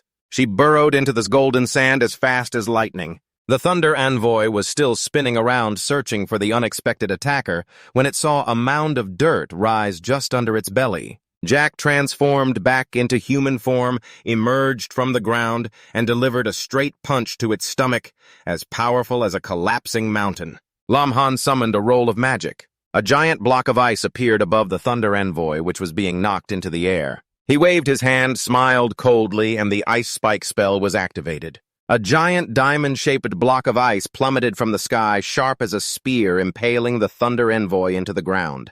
The defeated monster had no chance to resist, like a warrior struck down before drawing his sword. The system announced the successful defeat of the Thunder Envoy, with experience points awarded. But Jack, sitting on the ground, smiled with his eyes narrowed, looking at Lam Han innocently. "Anat, I'm so tired." Lam Han, on the other hand, was not very pleased, focusing on the system notification board, murmuring like a strategist calculating. "Mission completed, defeat the Thunder Envoy. Yes, the mission reward of 300 spirit beast points has been granted. You furrowed your brow thinking, this one may not be powerful, but its skin is too thick. It took a long time to die." However, you quickly broke into a satisfied smile like a hunter who just brought down a precious prey. Dealing with the Thunder Envoy and gaining 300 beast mastery points, what a bargain today. Points like this would be wasted if not used. First, awaken a skill for Anat. As promised, Lam Han immediately transferred points to unlock the skill. The system announced investment of 300 beast mastery points. Successful awakened one of the primordial 10 fiends, Thien Jiak. Thinking that the innate skill Ironbone has been activated, increasing defense by 20%. Jiak was kneeling on the ground, comfortably receiving the new source of power, as if her body was being cleansed by a divine stream. The skill unlock was complete. She rushed into Lam Han's arms, hugging him tightly, her voice full of excitement. "Anat, I feel stronger now, thank you, Master." Lam Han was surprised by her initiative, a bit flustered, and stammered, "Hey, be careful, this is a wilderness area." While the two were still being affectionate, suddenly a foot appeared in front of them, followed by a mocking voice. "Kid, you're quite something." The red-haired girl, accompanied by a group of tall, muscular mercenaries, stepped forward, exuding a presence like a group of hunters surrounding their prey arms, crossed her tone full of ridicule. "But what good is fighting? To go out in battle, you have to rely on firepower and intelligence, too." Lam Han tilted his body to look at the troublesome group that had just appeared, a contemptuous smile spreading on his face. Baldy, didn't you say you would help me for free? You come here to massage your grandpa's legs after hunting monsters. Jack thought from the side, frowning at the group for not choosing the right moment. His eyes were sharp enough to eat the bald guy alive, furious like a beast provoked.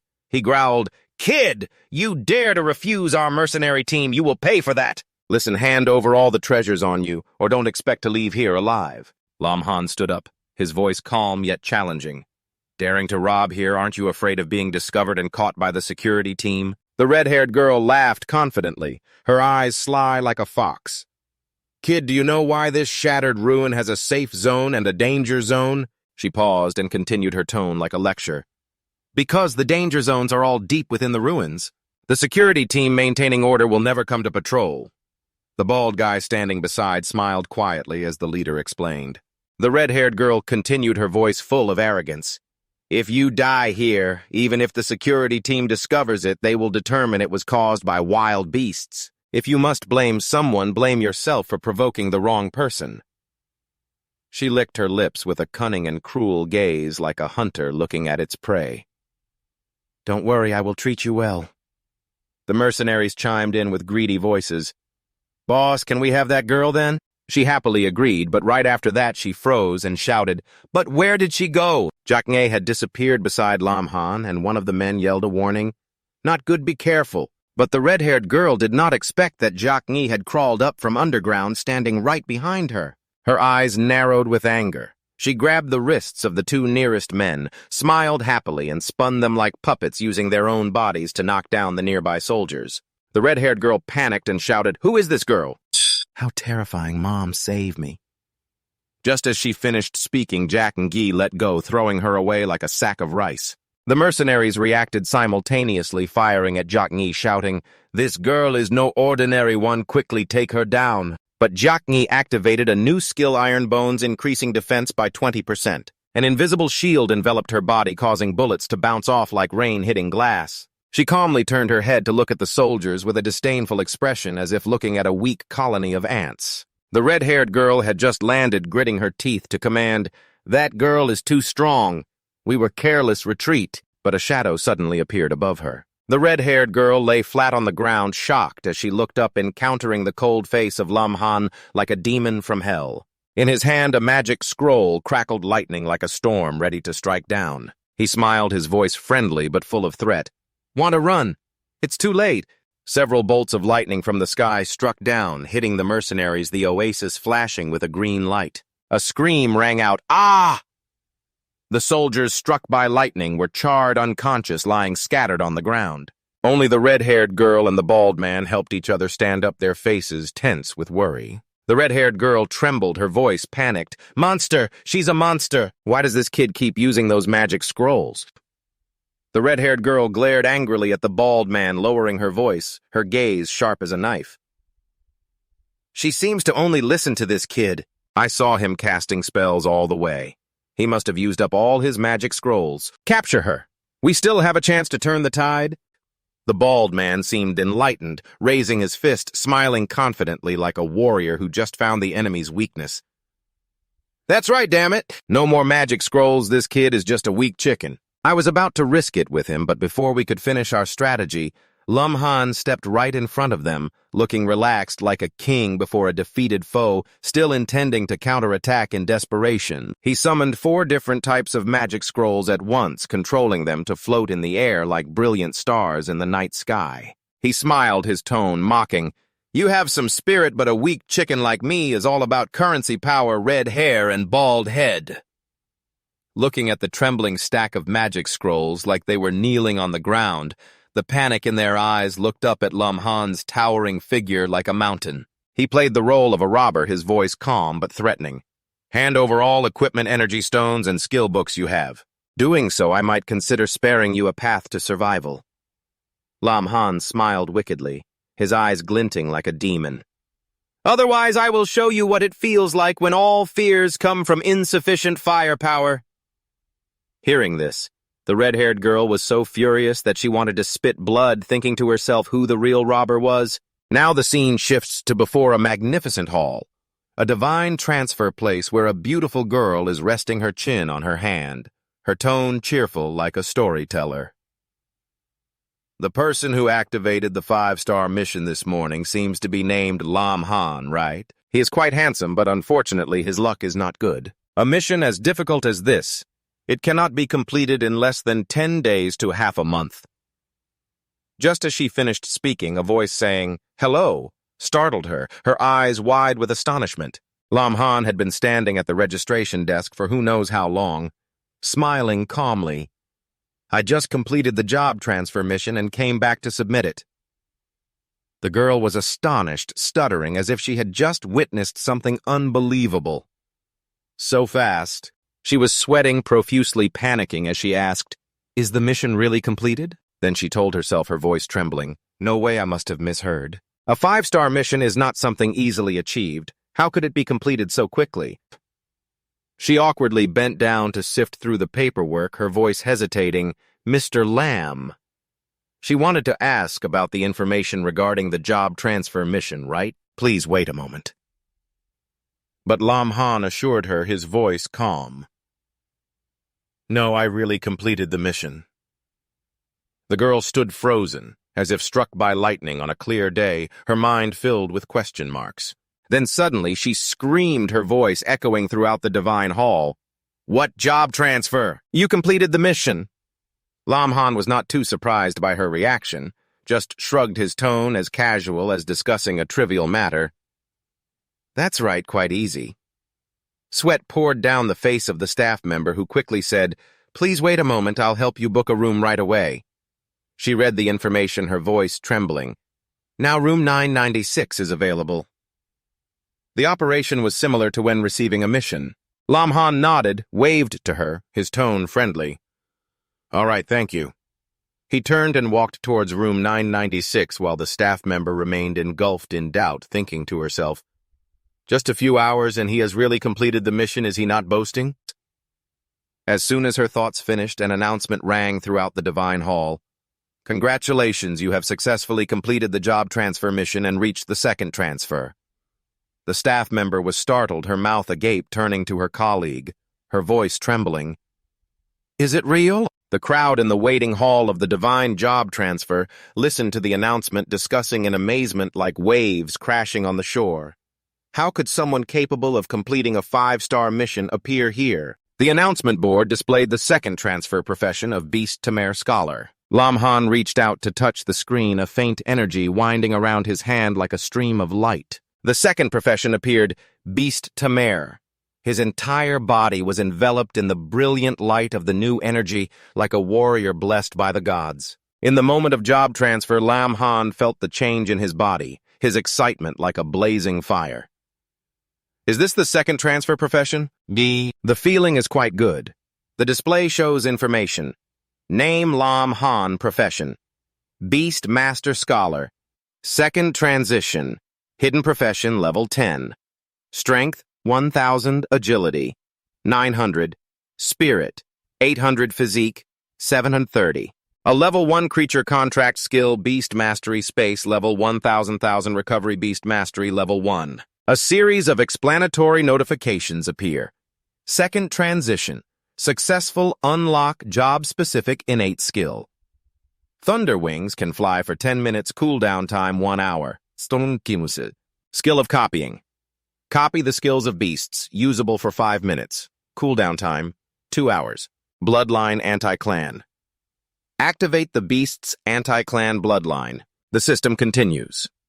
The host has completed the second transition, activating second transition rewards.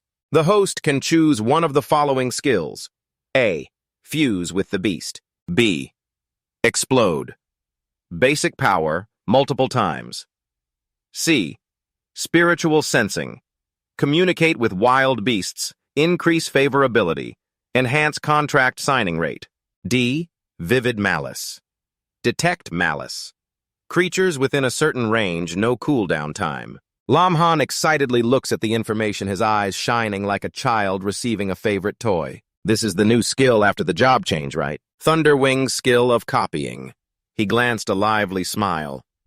Let me test the power of this new skill. A brilliant golden light appears behind him. Thunderwings sprout, shimmering as if forged from lightning. He swoops up, flying high into the sky, excitedly shouting, "Wow! Can I fly?" Lamhan delightedly uses the new skill rereading the system information. Flight skill is a high-level skill, can only be learned through high-level skill books. I didn't expect to unlock it right after transitioning. Lamhan smiles with squinted eyes, excited like a child who has just discovered a treasure. Beastmasters truly deserve to be a hidden profession. He thinks of the copying skill, his eyes shining, so I can copy and use all the skills of the beasts right. He envisions the scene of fighting alongside, perfectly replicating the actions of the beasts, even if just for 5 minutes. If used at the right moment and point, it could decide the outcome of the battle. Not bad. He slowly lands on the ground, retracting the thunder wings, the light sparkling like vanishing lightning. His eyes are fixed on the system screen, full of anticipation. Next is the other level-up reward. Evaluating their utility like a seasoned strategist, the fusion feels quite cool. Spiritual sensing also helps improve in battle.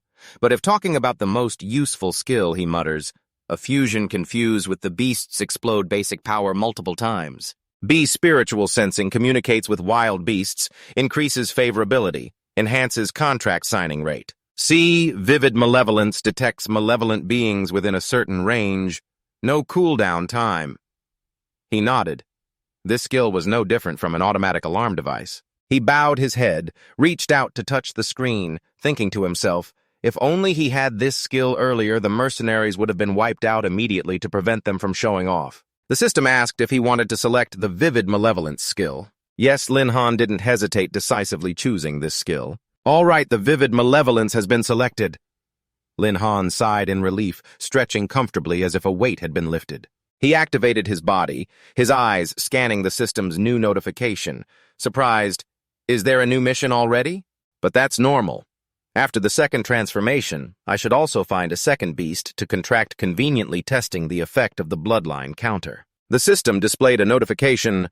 The host has leveled up to the third transformation of the Beast Master Scholar, activating the mission to capture a beast and link it. Mission reward, 500 beast points.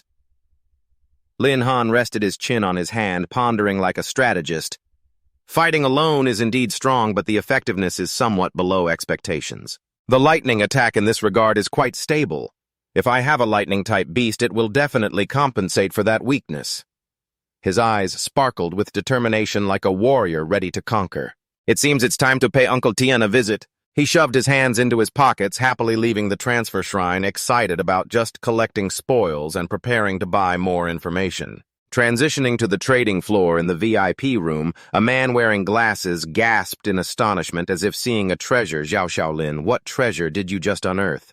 Lamhan stood beside a towering mountain of sparkling jewels, beaming with a bright smile. Ha ha ha! I just met a group of kind people who gifted me quite a few treasures. I plan to sell all these items. Please help me inventory them, Uncle Dien.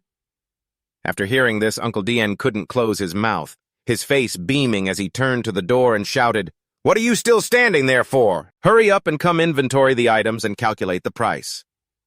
Two female employees dressed in daring cheongsams immediately obeyed, rushing in unison. Yes! Lamhan watched the two girls, one in red and one in blue, start working, thinking to himself, Loi Min has dropped quite a few treasures, but it still can't compare to the stockpile of that group of mercenaries. Luckily, they rushed out looking for death, otherwise I wouldn't have been able to earn this amount. Uncle Dien approached excitedly, saying, Little lamb, the items you brought back are worth a total of 13,000 Tian long currency. I will immediately transfer this amount to your card. Lam Han displayed a handsome smile, holding out a green card. Thank you, Uncle. Also, I want to find a thunder beast. Does Uncle Dien have any suggestions? Uncle Dien took the card, holding it with both hands, pondering for a moment before suddenly snapping his fingers, eyes shining brightly. Thunder type, huh? That's right, I'm excited to introduce. I heard that just a few days ago in Wuzhou City in the Thunder Forest, a high-quality thunderbird appeared. He recounted, his voice full of excitement. That thunderbird might carry ancient bloodline. Many people wanted to catch it, but returned empty-handed. The image of the thunderbird in his story vividly appeared majestic, perched on a steep rock, spreading its wide wings that shimmered like lightning. Lam Han was thrilled after hearing this, grabbing Uncle Dien. The thunderbird with ancient bloodline perfectly matches my requirements. Does Uncle Dien have any more information? Uncle Dien happily replied, "There's no more information, but our trading floor just acquired a feather from the thunderbird." He signaled for the female employee in the red cheongsam to carefully bring out a wooden box. He continued explaining, "This feather will glow when you're within 10 meters of the thunderbird." The wooden box opened, revealing a feather that seemed to be enveloped by high voltage, sparkling like lightning. Lam Han looked into the bright eyes, reaching out to touch the item he needed. But before he could, Uncle Dien slammed the box shut, his tone full of business-like seriousness. "Little lamb, when opening a business, there must be buyers and sellers, right?" He adjusted his glasses. A cunning smile was clearly visible. "If you're sure you want this feather, I'll sell it to you at a friendly price of 1,000,000. Lam Han jolted sweat pouring down, forcing a crooked smile, thinking, for just a tattered feather asking for 1,000,000? With that amount of money, I could buy 10 rolls instead. Why not just go rob it? But you know this is the only clue to find Lloyd Yu." So he forced a smile. 1,000,000 is fine. I will buy it." Uncle Dien heard him confirm the order, his smile stretching from ear to ear, handing the box to him. "Thank you, esteemed customer." Lam Han was sweating profusely, looking at the not-so-luxurious wooden box, motivating himself. "As long as this feather helps me enhance my chances of finding Lloyd Yu, then 1,000,000 is worth it." Her eyes glowed with anger.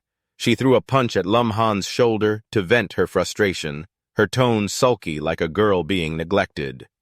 "You wicked master! A knot is not enough! You want to find more magical beasts!" Lam Han laughed loudly, quickly, blocking her punch, his voice soft as if coaxing, "All right, don't be angry." The two were playfully teasing each other when a loud cry rang out, "Help!"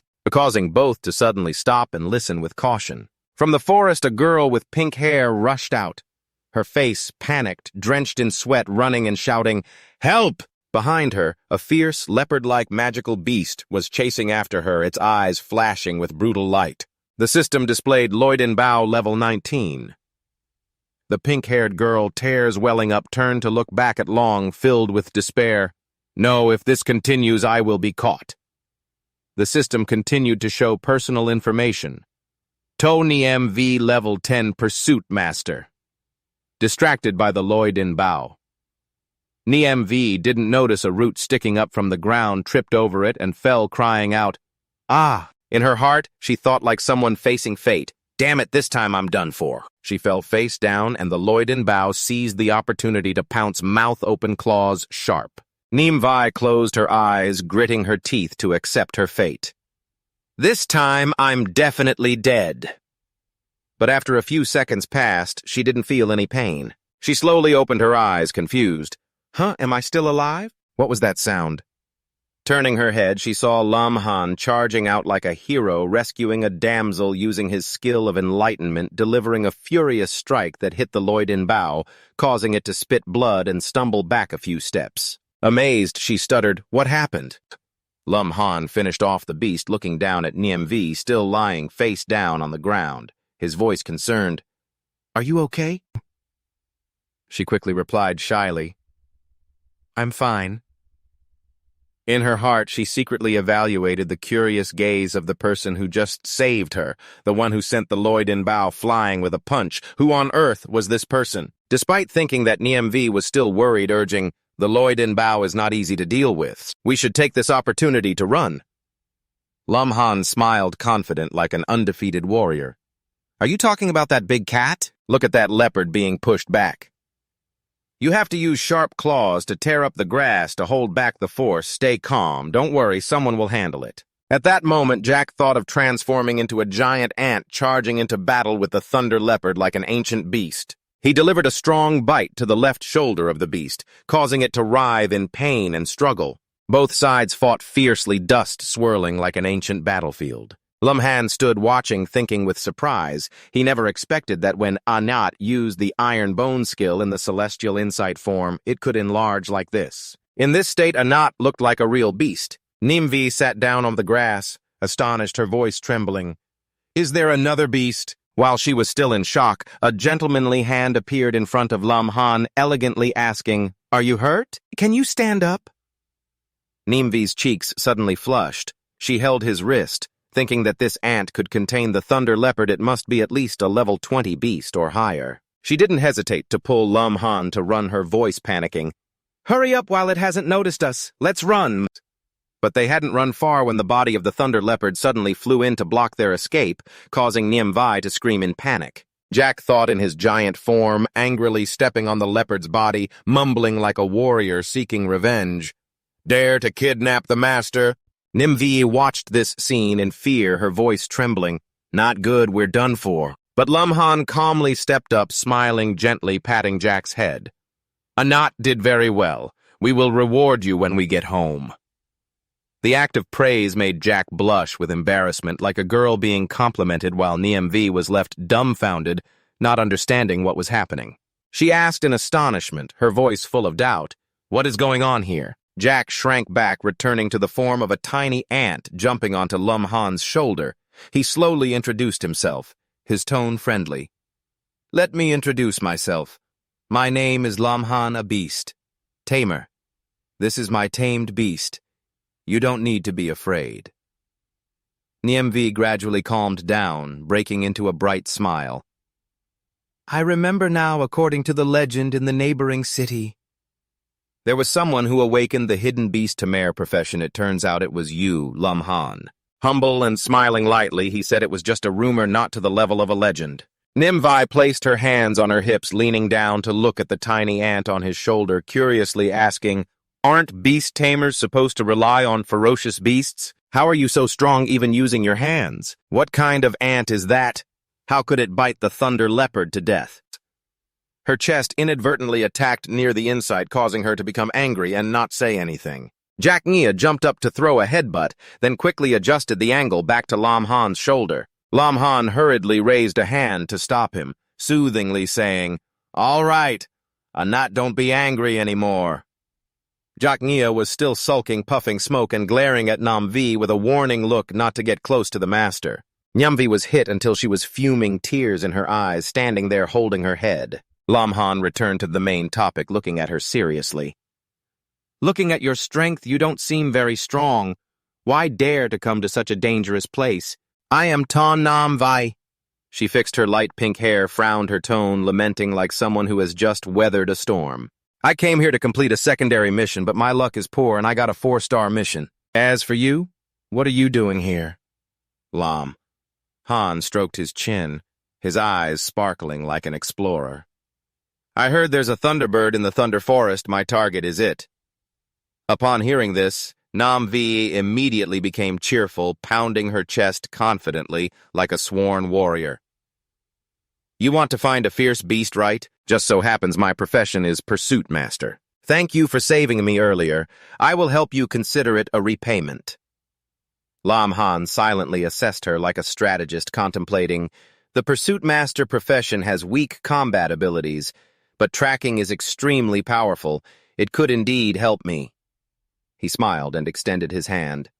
"Then I'll rely on you for my mission." The mission quickly shook his hand. Her voice excited. "No problem, just leave it to me." She honestly shared her tone, a bit shy. "However, my abilities are limited. If I have an item from the thunderbird, I can determine its direction more easily." Lam Han immediately took a feather from the wooden box, raising it. "I have a feather here. Can you use it?" "Nam." V saw it, her eyes wide open, astonished, as if she had just discovered treasure. "Thunderbird feather. I remember this was priced unrealistically high in the black market." She took the feather, examining it meticulously, her tone professional. "This feather is very well preserved. There are absolutely no issues in determining the direction of the thunderbird. However, if I use my skills, the feather may be damaged. If you want to sell, I can exchange it for money." Lam Han laughed heartily, his tone carefree like a tycoon. "Don't worry. This item is just junk to me. If it gets damaged, it's still mine." Hearing this, Nam Vi became more confident, nodding. "Then it's settled." She began using the pursuit item skill, her eyes shimmering with light, the technique like a wizard casting a spell. The feather emitted a spiritual light, extending into a beam that ran straight in one direction. Nimvi happily exclaimed, Found it, just follow this beam of light, we will find the thunderbird. Lam Han clenched his fist in celebration, sounding excited. Great! Let's hurry and set off. The two slowly ventured deeper into the dense forest, the air filled with the smell of ozone from the lightning strikes. Suddenly, Lam Han raised his hand to stop Nam Vi, his voice cautious. Wait, there are fierce beasts ahead, and there are quite a few of them. Nam Vi was puzzled upon hearing this, her voice trembling. What is it? What should we do?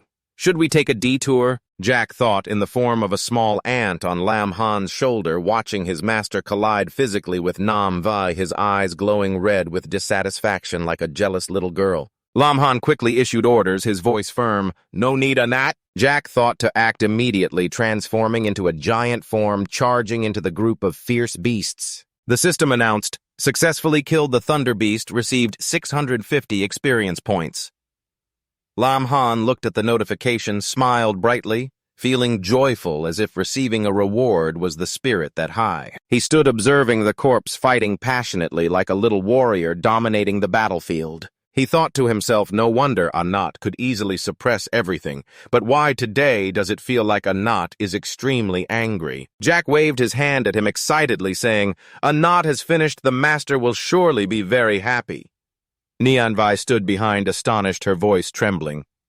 Did all these beasts get killed by that little ant? Lam Han nodded calmly, stating, I told you these little monsters can be dealt with easily. Inside, he felt happy. The system notified, you leveled up to level 11, comprehensive attributes increased by 160 points, received an additional 120 free attribute points to allocate. He thought to himself, like a warrior who just broke through, this feeling is truly not bad. The ant thought back immediately, pushing Nianvi away, a warning look in its eyes. Lam Han saw and smiled indulgently. Anat, you're being naughty again. You should turn back. The spirit muttered sulky, yes, master. Nianvi stood by her face, bewildered, not understanding what was happening, thinking to herself, what's going on? Could it be that a fierce beast came to ambush? In her mind, an image of a giant ant happily chatting with Lam Han appeared, making her sigh.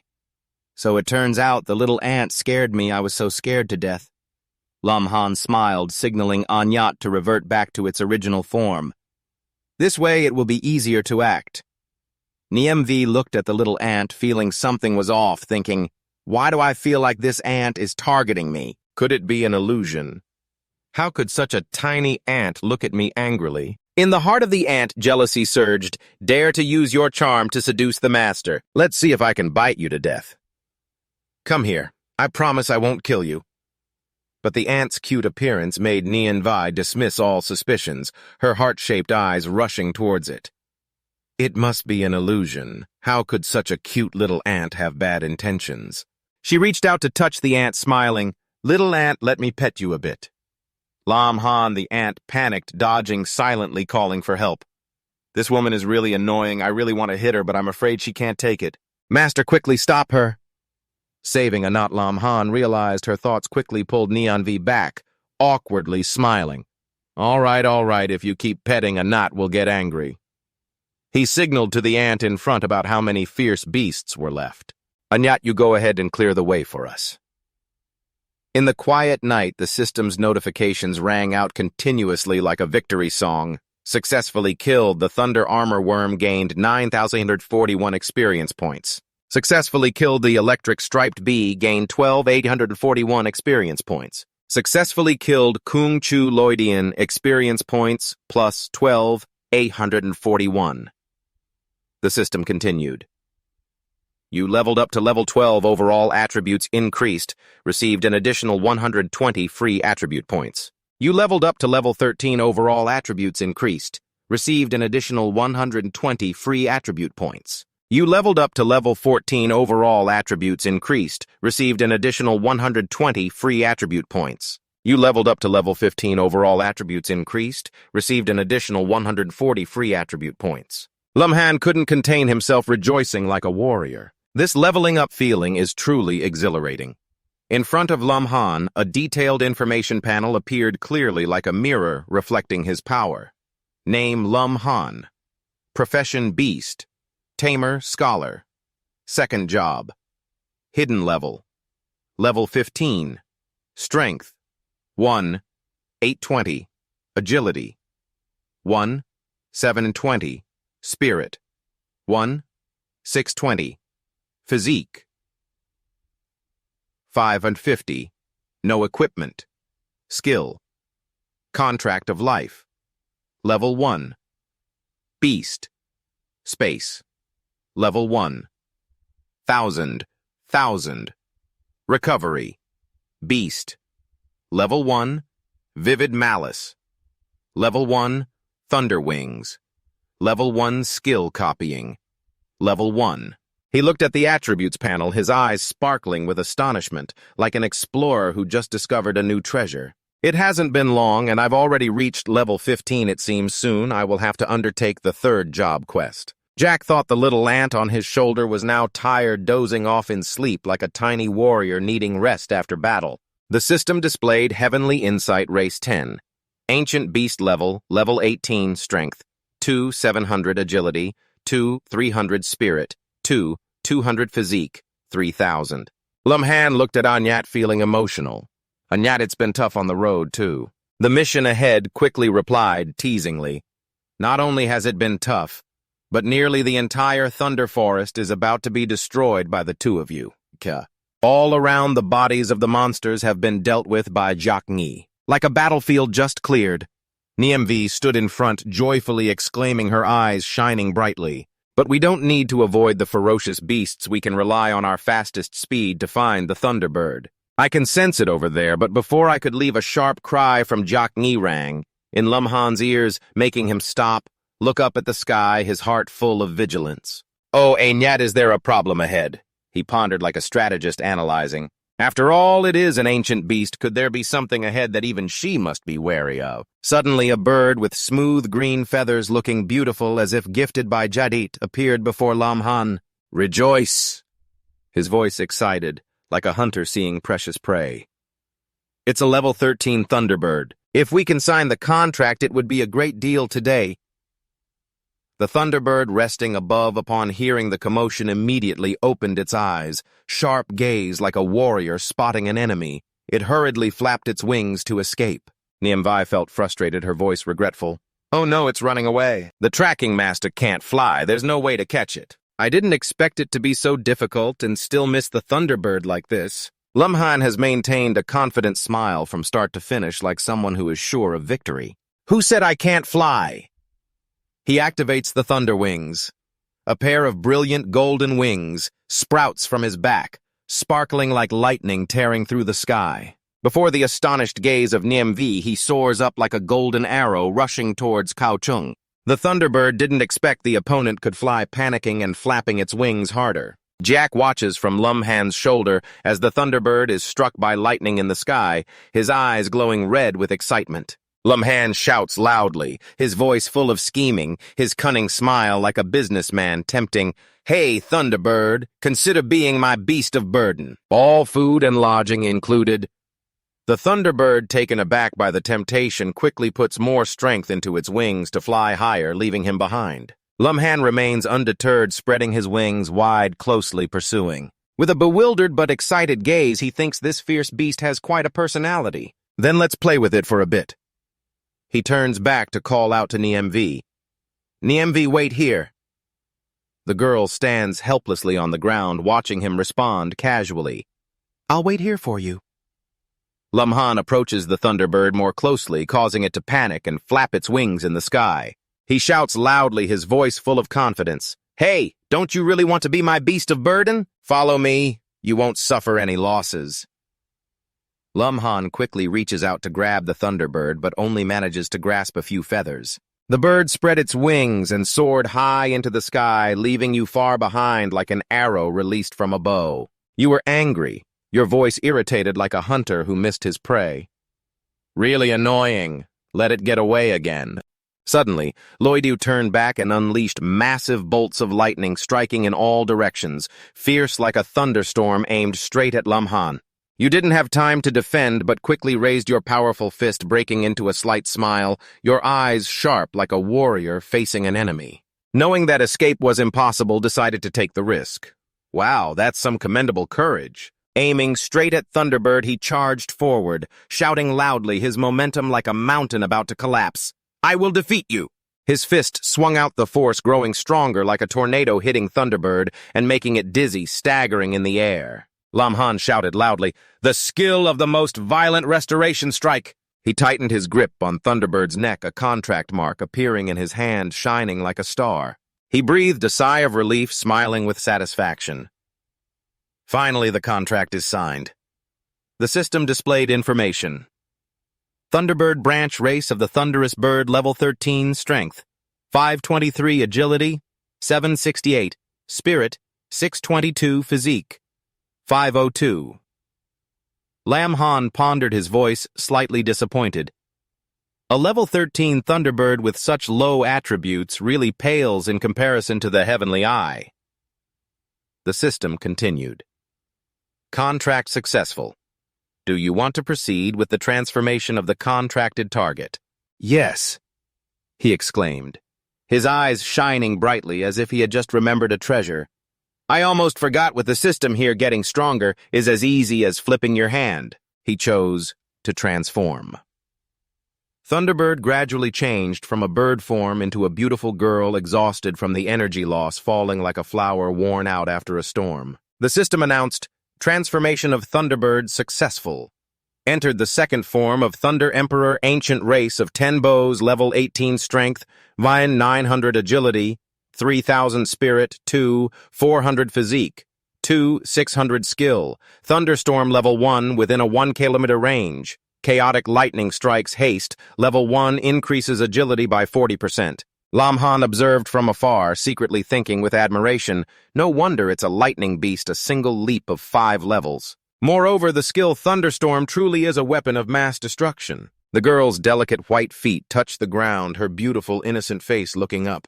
Her captivating eyes like precious jewels, she gently bowed her head to greet her master Lam Han. His eyes were fixed on her high-damage weapon, breaking into a fierce smile. Very good indeed, a fierce beast truly lives up to the name, even fiercer than anyone else. Jack thought, standing on his shoulder, watching the furious scene, gripping his shirt tightly, his eyes burning like flames of rage, glaring at Thunderbird with hostility. She stepped closer, eyes meeting eyes, the atmosphere confrontational, like two warriors ready to fight. Jack spoke up, his voice full of provocation.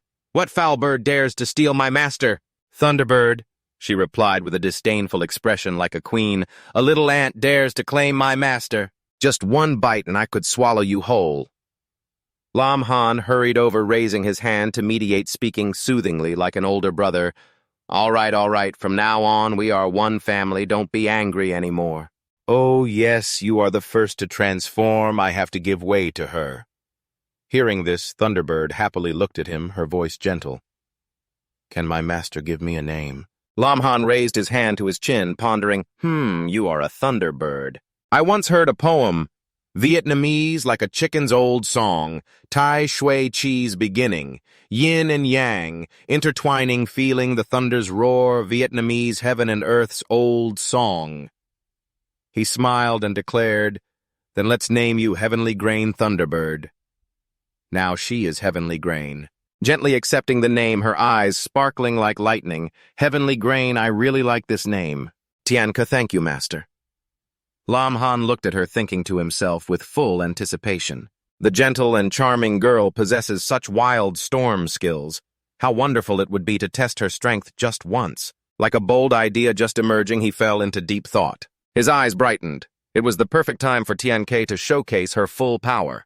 Nianvi was still quietly sitting in a corner, wearing a sad expression, waiting for Lam Han to return in the sparse residential area of the Man tribe. When she saw him appear, she immediately brightened up, her voice filled with excitement. Lam Han, do you really want to help me complete the 4-star mission? But my target is to hunt the leader here. The difficulty is too high, should we just forget it? Lam Han turned back, smiled confidently, his voice hearty. You help me find the Thunderbird, and I'll help you complete the secondary mission. That's only fair. Moreover, I want to take this opportunity to test the power of the Thunderbird. He pointed towards Tianka, the girl radiating sparkling lightning around him, commanding assertively, Go, Tianka! Show me just how strong you really are.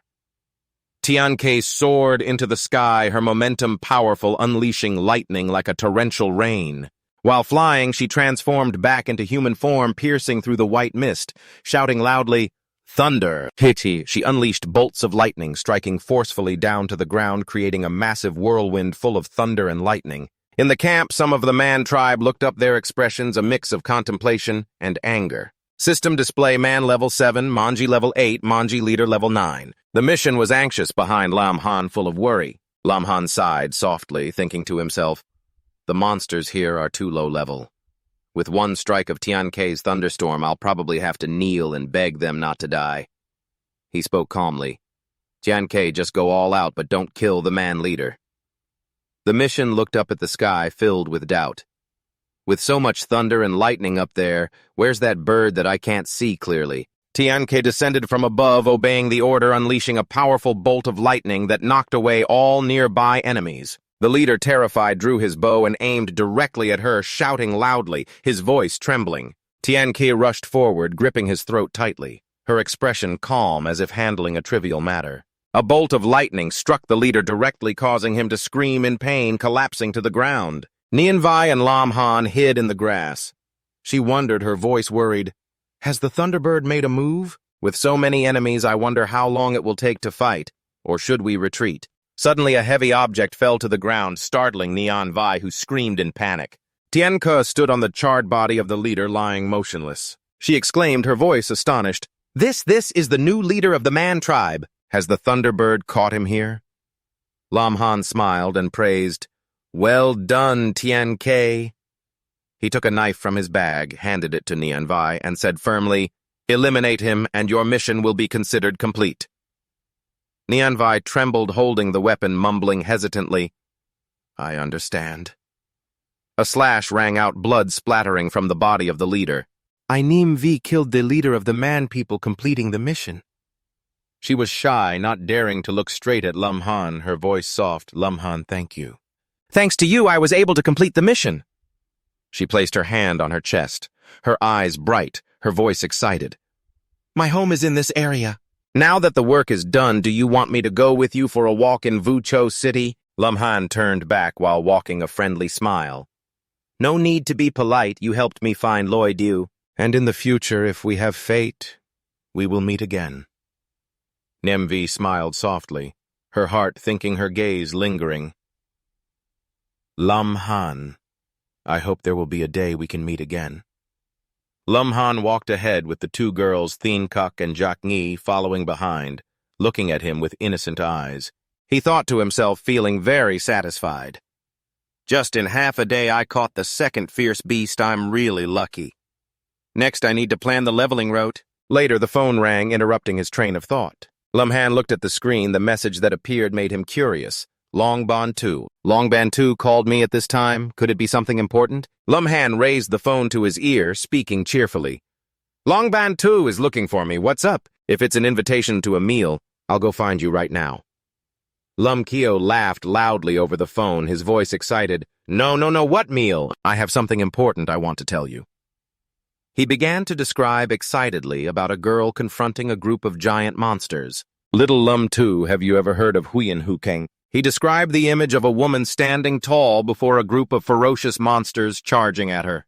Huyen Hukeng is a fictitious space established by the Empire's army capable of recreating all battle scenes. The woman confidently defeated a monster without any fear, while this space also created countless different fierce beasts for the awakened to practice. She knelt on one knee, looking at the fallen monster and smiling gently. Lam Qiu continued with an enthusiastic tone. Although it cannot increase experience points, it can be used to train skills and techniques in a private room. Lam Han looked at the food on the table, quietly thinking about Lam Qiu's words. Many people compete fiercely for this slot. I told my dad to get a spot for you. Lam Han pondered, assessing the abilities of the two summoned beasts, Thien Cuc and Anyat, who possessed outstanding individual strength, but had many shortcomings in team coordination. He thought this was the opportunity to train both in Huyen Hucan. The image of Jacques Nhi and Thien Cuc hugging each other appeared in his mind with Dung Tan's determined voice. Sister, we must serve the master very well. Sister, we must serve the master very well. Lam Han showed a satisfied expression, thinking that if both coordinated well, his strength would increase dramatically. Lum Q continued with a hearty voice. Little Lum 2, I've sent the address to your phone. If you have time, come there to experience it. Lam Han held the phone, fiddling with it while sincerely replying, I'm bothering you again. Your family has helped me a lot over the years. Lam Q laughed loudly. We are like family. Just don't forget your brothers when you become prosperous. He nodded, speaking decisively. Okay. The scene shifts to Lam Han's bedroom, where he is lying on the soft bed resting. The alarm rang, pulling him from his sleep. The Jiak Ngi in human form lay on top of him, cheerfully saying, Good morning, master. Did you sleep well last night? Lam Han was startled. Panicking, yelled, What the hell is it this stimulating right in the morning? The Encock stood beside him, wrapping her arms around his face, pressing him close to her ample chest, softly saying, It's still early. Master, go back to sleep. Lam Han was overwhelmed with a sense of pleasure, shouting, I'm about to suffocate. Is this the sweet siege? Jiak Ngi angrily glared at Tien Kok, her eyes burning as if ready to confront. She scolded in a harsh voice. You filthy bird, doing this will make the master unable to breathe. Tien Kok calmly replied, her voice full of confidence. If it were you, the master would definitely breathe easier. After all, you are so small. The two continued to argue fiercely. Jiak Ngi shouted, What small? The master has already said I am the older sister. Tien Kok replied, her tone equally angry. If you don't understand this, it seems your brain is also small to the point of being ridiculous. Lam Han raised his hand to his face, feeling helpless, thinking silently with great resignation. What a waste for the looks of these two ladies. Everyone is like children. It seems that coordination training must be included in the schedule right away. He arrived at Huyen Hukan, where a staff member warmly welcomed him. Mr. Lam, your identity has been successfully verified. Entering the cryogenic chamber allows you to experience Huyen Hukan. She continued, explaining, her voice professional. You can choose dungeons with different difficulty levels based on your personal rank. Breaking the record of the dungeon will earn rewards. Hearing this, Lam Han thought to himself, filled with hope. After all, it's a reward from the military. Surely they won't be too stingy, right? Sure. The enthusiastic staff member invited him in, her voice cheerful. I hope you have a great experience. The system on the screen displayed user identity verification successful. Name Lam Han. Occupation Beastmaster. Scholar 2nd transition rank, 15 dungeon rank nomination. Bak Ngun. The system continued. You can enter the Bak Ngun dungeon, no other options available. Without hesitation, Lam Han pressed confirm, his voice excited. Tian K, let's go. Thus, two beast companions simultaneously let out loud cries, showing their readiness to accompany their master. The system displayed a notification monotonously, starting countdown. You have successfully selected the Bak Ngun dungeon. Loading dungeon. The bodies of the three were gradually pulled into another dimension. The screen showed the progress 30%, 50%, 80%, 99%, 100%. Dungeon loaded successfully. Wish you a pleasant journey at Huyen Hukan. The arena appeared with a splendid, luxurious scene like a palace built from light and technology. Lam Han's group landed, facing a pack of fierce wolves ahead. He stood there, his gaze, cold voice steady. Old friend. Why does Jack think angrily, rushing forward with great momentum? You rotten bird! I'll show you who truly deserves to be beside the master. Opposite him, the terrifying wolf. She showed no fear, delivering a blow that knocked it away in an instant. She even teased, giving a thumbs down towards Tian Ke. Tianke heard those words and merely smiled faintly, her voice full of confidence. Is such a trivial matter worth boasting about, little ant? You are indeed quite naive. She raised her hand to create a sparkling ball of light, launching an attack that instantly sent the monsters behind flying, showcasing superior strength. Lam Han witnessed the two girls preparing to argue and hurriedly spoke to stop them, his voice serious. We are all family. We should love and get along with each other, Jack thought, pouting, sounding sulky. Master, I'm sorry, but I would never want to get close to this rotten bird. Tianke also replied, her voice firm. We are different species. I can't possibly love it. Lam Han stood there, helpless in front of the impulsive personalities of the two girls, thinking to himself that these two girls really have too much character. Before he could pay attention, a white wolf appeared above him, looking angry, swatting it away with one hand, growling. "Even you want to bully me?" The two girls rushed over, their voices filled with concern. "Master, are you hurt?" Jack Nghi bowed his head, his voice regretful. "I'm sorry, Master. It's all because Thien Kok didn't protect you well." Lam Han looked at the worried expressions of both, sighed, and spoke gently. "It's all our fault for competing for favor, which affected the safety of the Master." Then the system suddenly displayed a notification sounding an alarm. "The third wave of beasts is about to arrive." Countless giant wolves appeared around, fierce and intimidating. The system continued, "This mechanism will not cause actual harm to the user, but will provide a pain sensation at a 1:1 ratio. If you feel you cannot continue, please abandon the training." Lam Han smiled faintly, filled with confidence. With this level of difficulty, even some rare elite warriors would find it hard to cope, but this suited him very well. The giant wolf charged straight at him, fist-clenched eyes burning with determination. The greatest weakness of a beast master is limited personal combat ability, and the goal of entering the illusionary realm is to overcome that. He threw a powerful punch, knocking the wolf away in an instant. The two girls beside him witnessed this scene, cheering with admiration. "The master is so amazing." Lam Han smiled, pleased. "Not bad, right?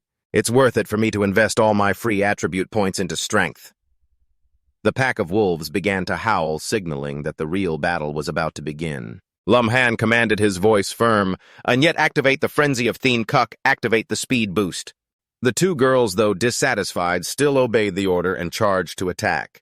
Jack Nghi muttered, "I don't want to fight alongside that stinky bird of yours." But this was the master's command. Thien Kok replied, her voice equally intense. "I feel the same way. I absolutely will not hinder the master." Lam Han stood behind, wearing a satisfied smile, thinking, "I want to see if these Tot Fong Long Vung have strength comparable to Anyat, and whether their speed can surpass Thien Kok." The two girls coordinated, one attacking the other, defending, fighting fiercely. Jack thought, shouting with a powerful voice, "You guys better just accept your deaths." In the center of the illusionary experience realm, a luxurious and magnificent scene surrounded the crowd. Fong Dong stood there, flirting, boasting about his great sword. As soon as the wind trembled, all the beasts fell. No need to mention his grandeur. Another person, Chen, chimed in. Friend Hua Ding didn't see it. It was really a pity just now. Hua Ding stood in front, hearing those words, looking displeased, her gaze cold. She responded resolutely, "I'm sorry, I want to fight alone." Fong Dong seemed even more interested, his eyes sparkling. "Is this Kowloon flower really as cold as the rumors say? Let's see how I can pick her." The group quickly realized that the current situation was unusual. Everyone was astonished. One person shouted, "This is shocking! What's going on with the stats in this room? Is this speed trying to break the record?" The silver level dungeon's final stage, but the experience time is only 8 minutes and 59 seconds. The player is Lam Han. Those around witnessed jaws dropped, eyes filled with astonishment. In 9 minutes, he's already at the final door. Is he really about to break the record? Another person questioned skeptically, "Who is this Lam Han? Is he a disciple secretly nurtured by some big family?" Nah. Some people recognized the name, their eyes showing surprise. Could it be Lam Han, the beast Tamer from our school? But how could a poor guy like Lam Han enter the Phantom Void realm? It must be a name coincidence. However, the silver-level dungeon suddenly announced in a robotic voice, "A new record has been set, time 9 minutes and 8 seconds. Record holder Lam Han." The crowd was stunned, unable to believe their ears, exclaiming in unison, 9 minutes and 8 seconds. Did he really break the record? So Lam Han is that strong? In the arena, the three of Lam Han sighed tiredly, but he looked at the announcement board in front of him, a bright smile. Finally, it's over. The system announced monotonously, "You have received a reward, poison thorns. When used, poisonous vines will emerge from the ground within a 100 meters radius around the user, binding all targets considered enemies. The vines have a paralyzing toxin skill duration. 5 minutes cooldown time, 20 minutes. Automatically arranged for retrieval. The consciousness welcomes you back next time." Lam Han held the skill book, a satisfied smile. I didn't expect the reward to be a skill book for the Phantom Void realm. That's interesting. Let's try the gold-level dungeon next time. He quickly left the area.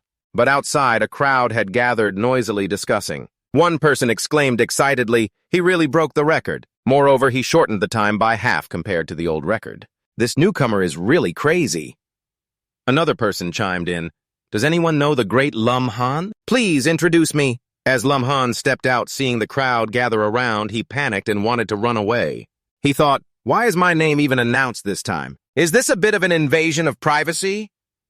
Hua Ding, standing aside, recognized him and shouted, "It's really him." The blonde person behind witnessed this scene, grinding his teeth, eyes blazing with anger. "It's that brat again. She stealing my glory. Damn it." At the Ministry of Defense's Phantom Void Realm Control Center, a man noticed an abnormal phenomenon and quickly reported, "Sir, there's an unusual data in the Phantom Void Realm. A second transition Beastmaster has broken the silver-level instance record. His solo time is truly incredible. Each wave of monsters was eliminated in less than 3 minutes. This speed even some third transition professions cannot achieve." The one called the Commander, with a serious expression, looked straight ahead. Even though this person's beast is very strong to reach that level with second transition, strength is indeed a genius. Must definitely recruit him into the army. He turned his head and decisively ordered, "Investigate this person thoroughly. By tomorrow morning, I want all of his information." The next day in class, the crowd gathered, chatting excitedly. The atmosphere was lively. The Wind Wolf King faced Lam Han, looking at the mountain of skeletal remains of his kind piled at his feet, frightened to the point of bowing his head immediately. A student exclaimed, full of astonishment, "Lam Han is indeed strong." Fong Dung walked in from outside, looking angry, shouting loudly with an arrogant tone, "Lam Han, come out." And the classmates immediately teased upon seeing this scene jokingly. "Fong Dung, what are you here for? Aren't you afraid of getting your face beaten up by little lamb again?" Fong Dung's eyes burned with anger as he replied sharply, "Stop talking nonsense. Call Lam Han out here." In his mind, the image of Hua Din admiring Lam Han yesterday fueled his anger further. He thought to himself, gritting his teeth, yesterday's record-breaking must have been pure luck. Recently, my family has spent a lot of resources to help me transition to the second level, yet Lam Han dared to steal my glory. Just wait. I will definitely beat you to a pulp. Lam Q waved nearby teasingly. Step aside. Little Lamb has gone to the Phantom Mountain to level up, preparing to break through to the third transition. No, there's no time to deal with you. Fong Dung's two underlings looked surprised upon hearing this. Third transition Lam Han's training speed is a bit scary now. Could it be that he broke the record yesterday, not by luck? Fong Dung was furious upon hearing this, growling, "Do you all believe what he says? You must be brainless." Lam Q laughed loudly, continuing to mock. "Someone like you has to rely on family just to barely make it to the second transition. How can you understand the feelings of a genius? You should just wait for my little lamb to return from the third transition, and then cling to his leg, shouting, 'Awesome, Fong Dung!'" Fong Dung got furious, shouting, "You fat bastard, just wait for me." He gritted his teeth, filled with resentment. "When Lam Han comes back, I'll deal with both of you troublemakers at once." At the Phantom Mountain, the lightning bolts struck down powerfully and frighteningly. Lam Han stood there, calmly watching the monsters being easily defeated in front of him, feeling a sense of joy. Wow. Oh my God. With the experience gaining speed like these two harvesting machines, isn't the third transition as easy as turning your hand? And the system announced continuously. Successfully defeated the Fast Wind Wolf, received 500 experience points. Successfully defeated the Thunderbolt Leopard, received 1,000 experience points. Successfully defeated the Thunder Beast, received 1,000 experience points. Jack thought and rushed over excitedly, saying, "Master Yi, killing so many is not weak, right?" Yi worked hard. Tiangu refused to back down, chiming in to compete for favor. "Master Tiangu just finished counting. It seems I killed more than your little sister. Tiangu is also very skilled." The two girls started arguing again, their voices filled with intensity. "Stupid bird! I have counted many times, it can't be wrong." Tiangu replied, "It must be that you reported the little one's count with your head and managed to count it, huh?" Lam Han stood in the middle, helplessly sighed, thinking to himself, All right, don't be like that.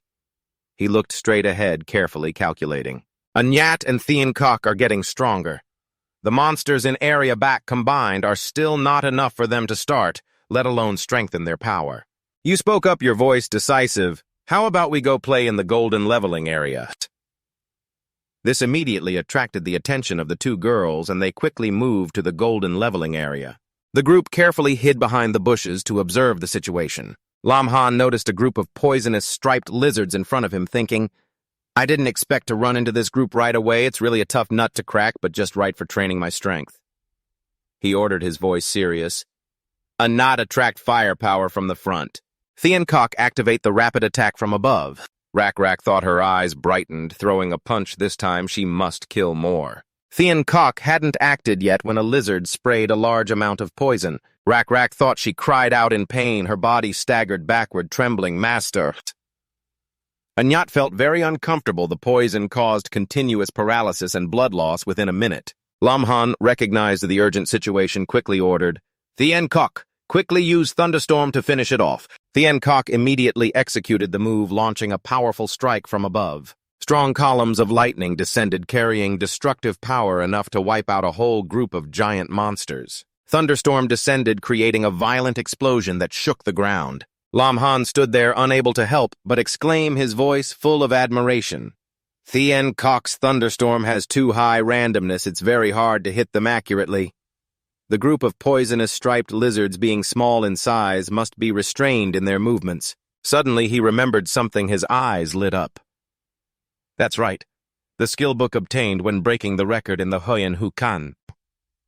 The skill book quickly appeared in his hands. The system displayed Poisonous Thorns, a mid-level quality skill book effective when used within a 100-meter radius around the user. Thorny vines will grow up from the ground, binding all targets identified as enemies. 6 vines with a paralysis effect that lasts for 5 minutes and a cooldown time of 20 minutes. In the unlearned state, Lam Han looked at the book. A bright smile blossomed on his lips, full of confidence. Theankok's attack is hard to hit small targets like lizards, but using this control skill can increase her accuracy. Beneath Lam Han's feet, magnificent purple magic circles appeared one after another, radiating mysterious light. He activated the skill as soon as the notification appeared. A joyful smile blossomed on his lips. You have learned the Poisonous Thorns skill. He looked straight at the poisonous striped lizards, his voice full of confidence. The days of freedom for you little lizards are over. He slammed his fist down to the ground, supporting the two girls in front, and decisively ordered, a nut Theankok exceed the target and clear the battlefield. The thorny vines immediately surged up tightly, wrapping and restraining all the surrounding monsters. Theankok heard the command from above, descending numerous powerful columns, her voice echoing, Understood, Master. The system continuously announces, successfully eliminated the poisonous striped lizard experience, plus 1,789. A successful elimination of the poisonous striped lizard experience, plus 1,789. Successfully eliminated the poisonous striped lizard experience, plus 1,789. Gyok thinks not to be outdone, charges into battle, voice full of determination. A gnat will also help the master fight the monsters. The system continues to ring out, successfully eliminated the poisonous striped lizard experience, plus 1,789. A successful elimination of the poisonous striped lizard experience, plus 1,789. Successfully eliminated the poisonous striped lizard experience, plus 1,789. Lam Han stands by, observing, eyes filled with satisfaction. Not bad, not bad. Only in a moment has gone up 4 levels. The previous noise had also attracted 2 level 22 saber-toothed tigers. The system displays, you have leveled up to level 16. All attributes increase comprehensively. Receive an additional 140 free attribute points to distribute as you wish. You have leveled up to level 17. All attributes increase comprehensively. Receive an additional 140 free attribute points to distribute as you wish. You have leveled up to level 18. All attributes increase comprehensively. Receive an additional 140 free attribute points to distribute as you wish. You have leveled up to level 19. All attributes increase comprehensively. Receive an additional 140 free attribute points to distribute as you wish. Lam Han looks at the notification board, a bright smile. Anyat and Thien Kuk have reached level 20 already. Once they finish dealing with it, I should also reach level 20. He turns to the two girls, giving a serious command. Anat, Thien Kuk, wrap it up quickly. Both respond, yes, master. They easily take down each opponent without mercy. The system announces, Thien Jack thinks level 20. Lloyd A, level 20, successfully eliminated saber-toothed tiger experience plus 266. A successful elimination of the saber-toothed tiger experience plus 266. The system continues. You have leveled up to level 20. All attributes increase comprehensively. Receive an additional 140 free attribute points. Attention, you have reached the maximum limit that Ni Chuyen can bear. You need to accept a class change mission, otherwise you will not be able to break through the limit. Before completing Tam Chuyen, you cannot continue to gain more experience. Lum Han looks at the notification board, feeling very satisfied. I've reached level 20. Grinding monsters doesn't really have meaning anymore. It's better to head back and prepare for the Tam Chuyen mission. Detailed information appears before him. Name Lum Han. Profession Beast. Master Scholar Ni. Chuyen Hidden Profession. Level 20. Strength 3, 290. Agility 2, 570. Spirit 2, 470. Constitution 2,000. No equipment. No skills. Level 2. Life contract level 2. Beast space 2,000. Level 2. Beast recovery level 1. Malicious vibration level 1. Thunder wings level 1. Skill copy level 1.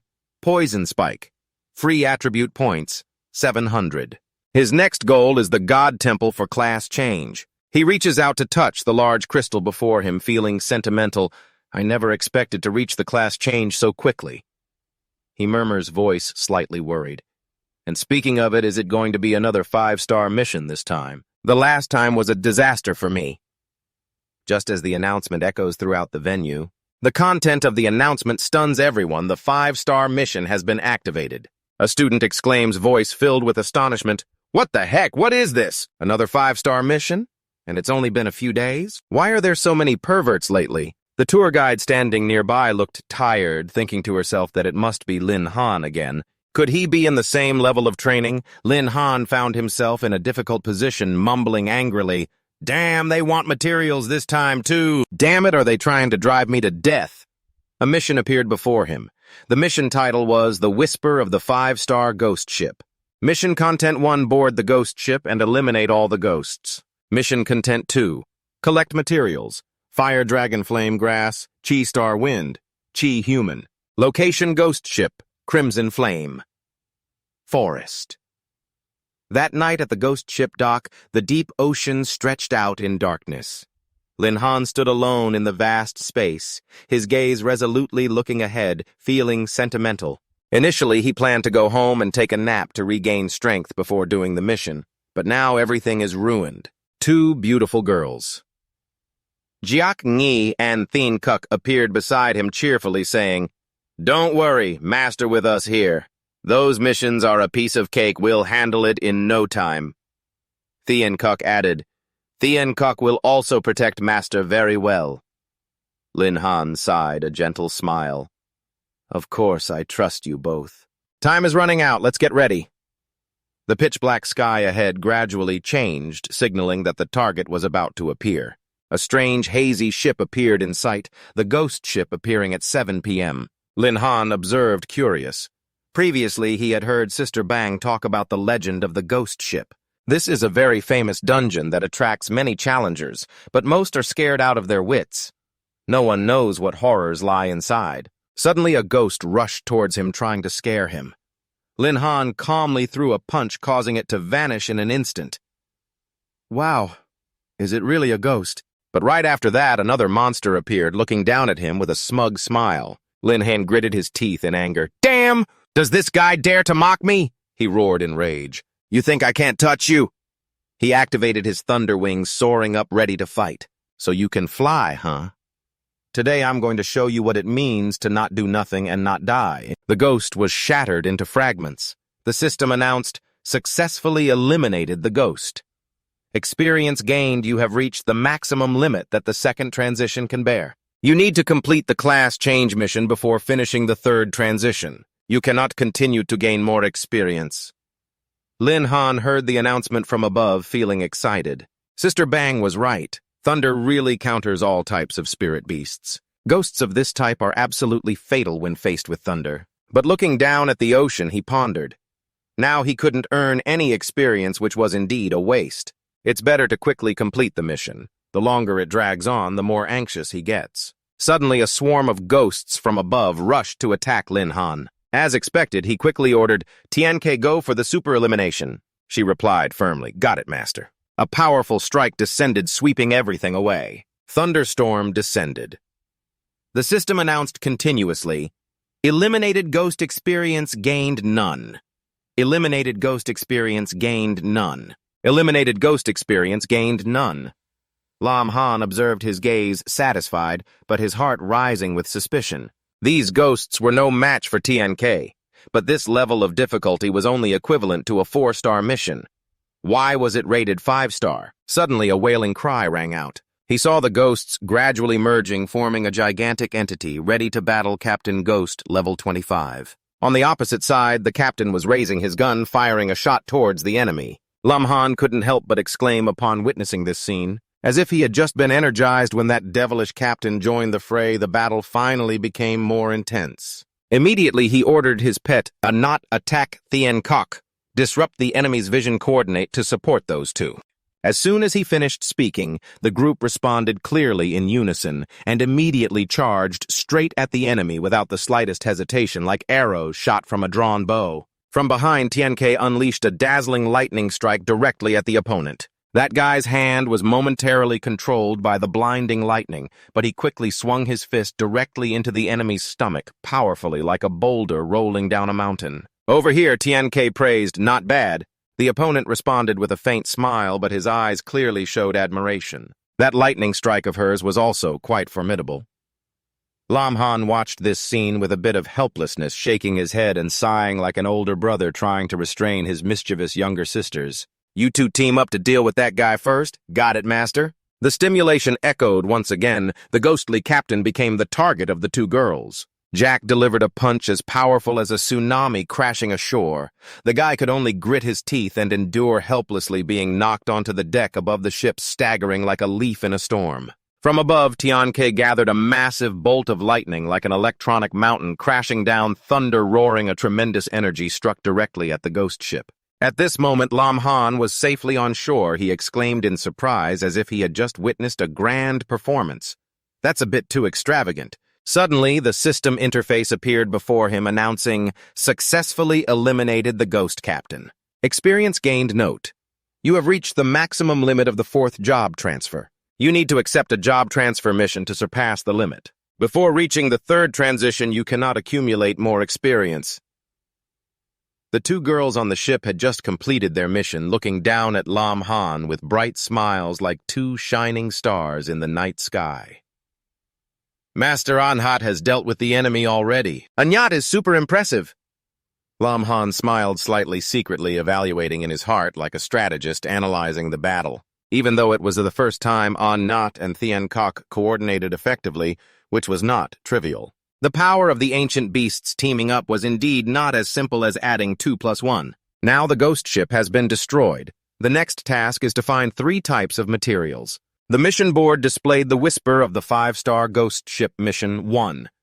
Content is to hunt and kill. The ghost has been completed. Mission 2 content is to collect materials: fire, dragon flame, grass, chilin, fong, chi nyam. The ghost ship's location is the Red Flame Forest. The scenery quickly shifted to the Red Flame Forest, where the plants looked strange, like creatures from another world. Lam Han, the main character, used his power to sense the surroundings.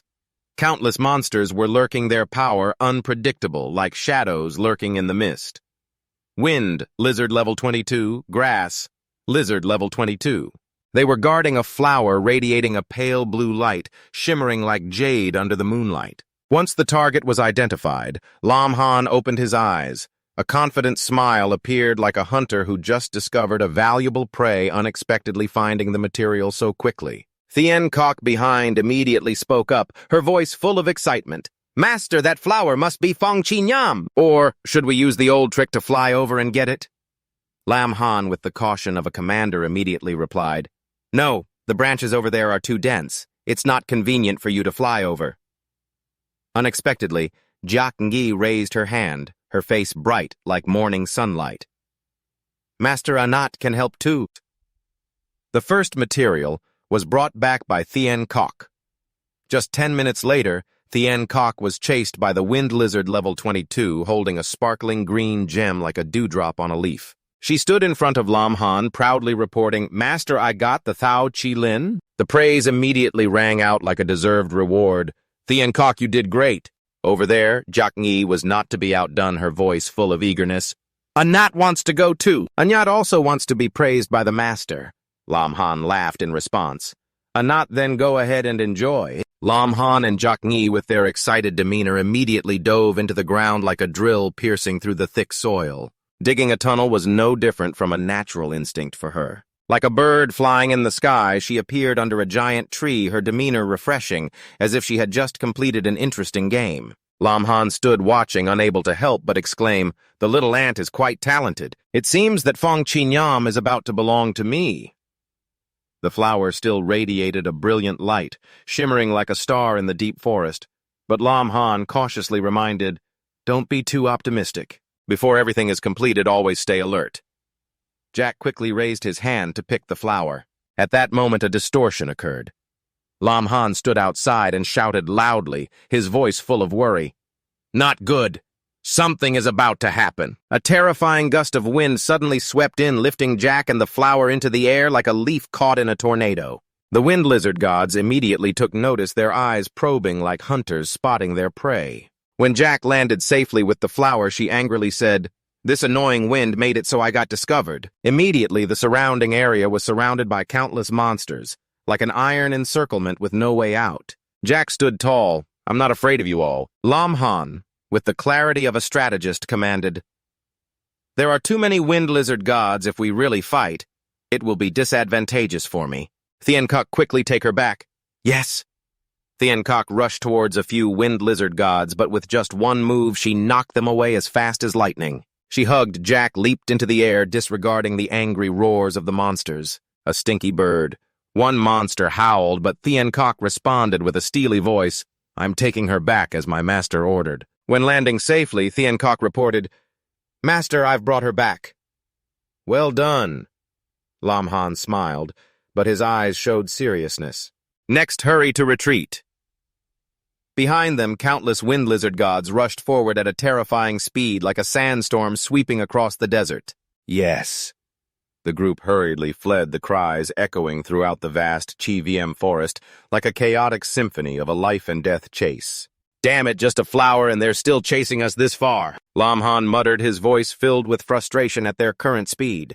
Escaping from this pack of reptiles is still a tough challenge. The system panel suddenly appeared before Lam Han character information of the Beastmaster Scholar, 2nd transition level 20 strength 3, 290 agility, 570 spirit, 470 physique, 2,000 free attribute points, 700. He immediately made a decisive move, funneling all free attribute points into agility. In the blink of an eye, the agility stat skyrocketed to 3,270. Lam Han dashed forward as fast as a lightning bolt tearing through the night. The beast beside him shouted in panic, Master's speed is faster now. Lam Han smiled, his voice full of confidence. Yes, Anat Thien Kok, try a little harder. We'll be fine up ahead. The two girls looked surprised. What's up ahead? What does the master mean? As they ventured deeper into the Chi-VM forest, the scenery before them became strange. Countless fierce flames enveloped the space like a sea of fire, burning everything. The monsters behind immediately stopped, not daring to advance, as if they were afraid of something far more terrifying. The master intentionally ran this way, right? Lam Han nodded, his gaze sharp like a war general. That's right. Deep inside the Chi-VM forest is the domain of the Overlord. Even the Wind Lizard God Alliance and the Grass Lizard Gods do not dare to confront them. A burning leaf hung in the air before them like a guiding flame of fate. Moreover, the third target material fire dragon flame is the treasure in the fire lizard god herd. You excitedly continued, heading towards the high-temperature area. We are almost at the place where the fire lizard gods are. Completing the mission, we will go back to rest. The two girls responded enthusiastically. All right. Ahead, countless level 22 fire lizard gods were resting by the hot lava flow like creatures from hell. The thought voice spoke up, sounding curious. Master, those reptiles are bathing in lava. Lam Han narrowed his eyes. His gaze locked onto a deep blue light in the distance. Found it, fire dragon flame? This area has an open terrain very suitable for TNK to roam. Suddenly, the system interface appeared. Congratulations, Master. Mission activated. Mission name, Awakening.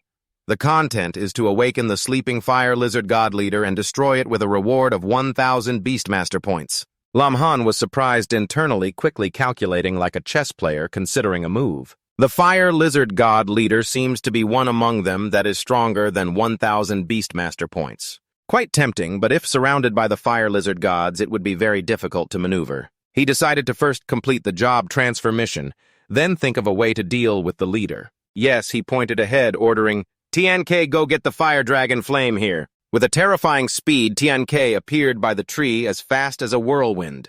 The thought voice triumphantly shouted, Stinky bird, got it, master, got it. Lam Han smiled. This mission was not difficult at all. Not bad. Next, think of a way to handle the fire lizard gods. Suddenly, a beam of light rushed from behind, but with their speed, both easily dodged. A voice rang out arrogantly, Kid, you're really lucky. A group of people appeared. One pointed at Lam Han loudly saying, Hand over the fire dragon flame to me. I can make you die quickly and with less pain. Lam Han remained calm as a still lake. Who are you, opening your mouth to demand my stuff based on what? The other guy laughed loudly, his tone self-satisfied. Here, self-satisfied, just because I am a member of the Magic Association, unlike the trash like you. In the future, I have limitless prospects. His information panel appeared, Loi Dong, level 18, Thunderstorm Mage member of the Magic Association. Lam Han quickly analyzed the Magic Association, an organization that recruits awakened careers, but in reality it is just a toxic gang that specializes in extorting protection fees from civilians. He continued to growl, If you know what's good for you, quickly hand over the fire dragon flame and I will let you go. A cunning guy behind interjected, Boss, wait. Look, the girl behind that kid. His gaze swept over TNK and Jock, thinking, Two beautiful girls with round figures, they are top-notch. Loi Dong smugly smirked, pointing at the two girls standing behind Lam Han. I reconsidered. Hand your girl over to me so these guys can have fun. Lam Han frowned, responding with a tone full of contempt. Truly trash. How can trash deserve to show its face? It must be completely destroyed to protect the environment. Loi Dong shouted, pointing directly at you, his tone arrogant. Kid, what nonsense are you talking about? He declared proudly, If you don't know your place, I will cut off your limbs and throw you into the sea of fire of the gods. His subordinates shouted in unison. Yes! Tianhua swung his hand. A fireball erupted, aimed straight at Lam Han. Kid brother Loi cares about you. Do you dare to resist? It's not just as simple as cutting off limbs. Thien Troc from behind also chimed in, That's right. Lam Han remained calm, only letting his two subordinates take action. Anyit rushed forward, delivering a storm-like kick, each one landing a painful blow. Dare to harm our master! Thien Troc continued coldly, looking for death. In an instant, Loi Dong's subordinates were knocked to the ground. Loi Dong's eyes widened, unable to believe. How are these two so strong? Lam Han, after an impressive display, stepped forward calmly, threatening, Let me introduce myself. I am a level 20 Beast Master Scholar, and these two girls are my beasts. He smirked and continued, They are ancient, fierce beasts. Tearing you apart will be easy. Loi Dong gritted his teeth, feeling fear, thinking, Beast transformation. Can we still play like this?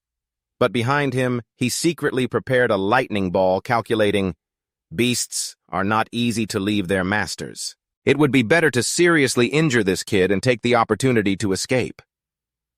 Thinking of this, Loi Dong hurriedly threw the lightning ball from close range towards Lam Han, but Thien Kok was faster, raising her hand to block it with the technique of not bow. With me here, don't even think about touching the master. Loi Dong was astonished before he could react. A knot charged in, delivering a strong kick to his stomach. Dare to touch the master? A knot hit you.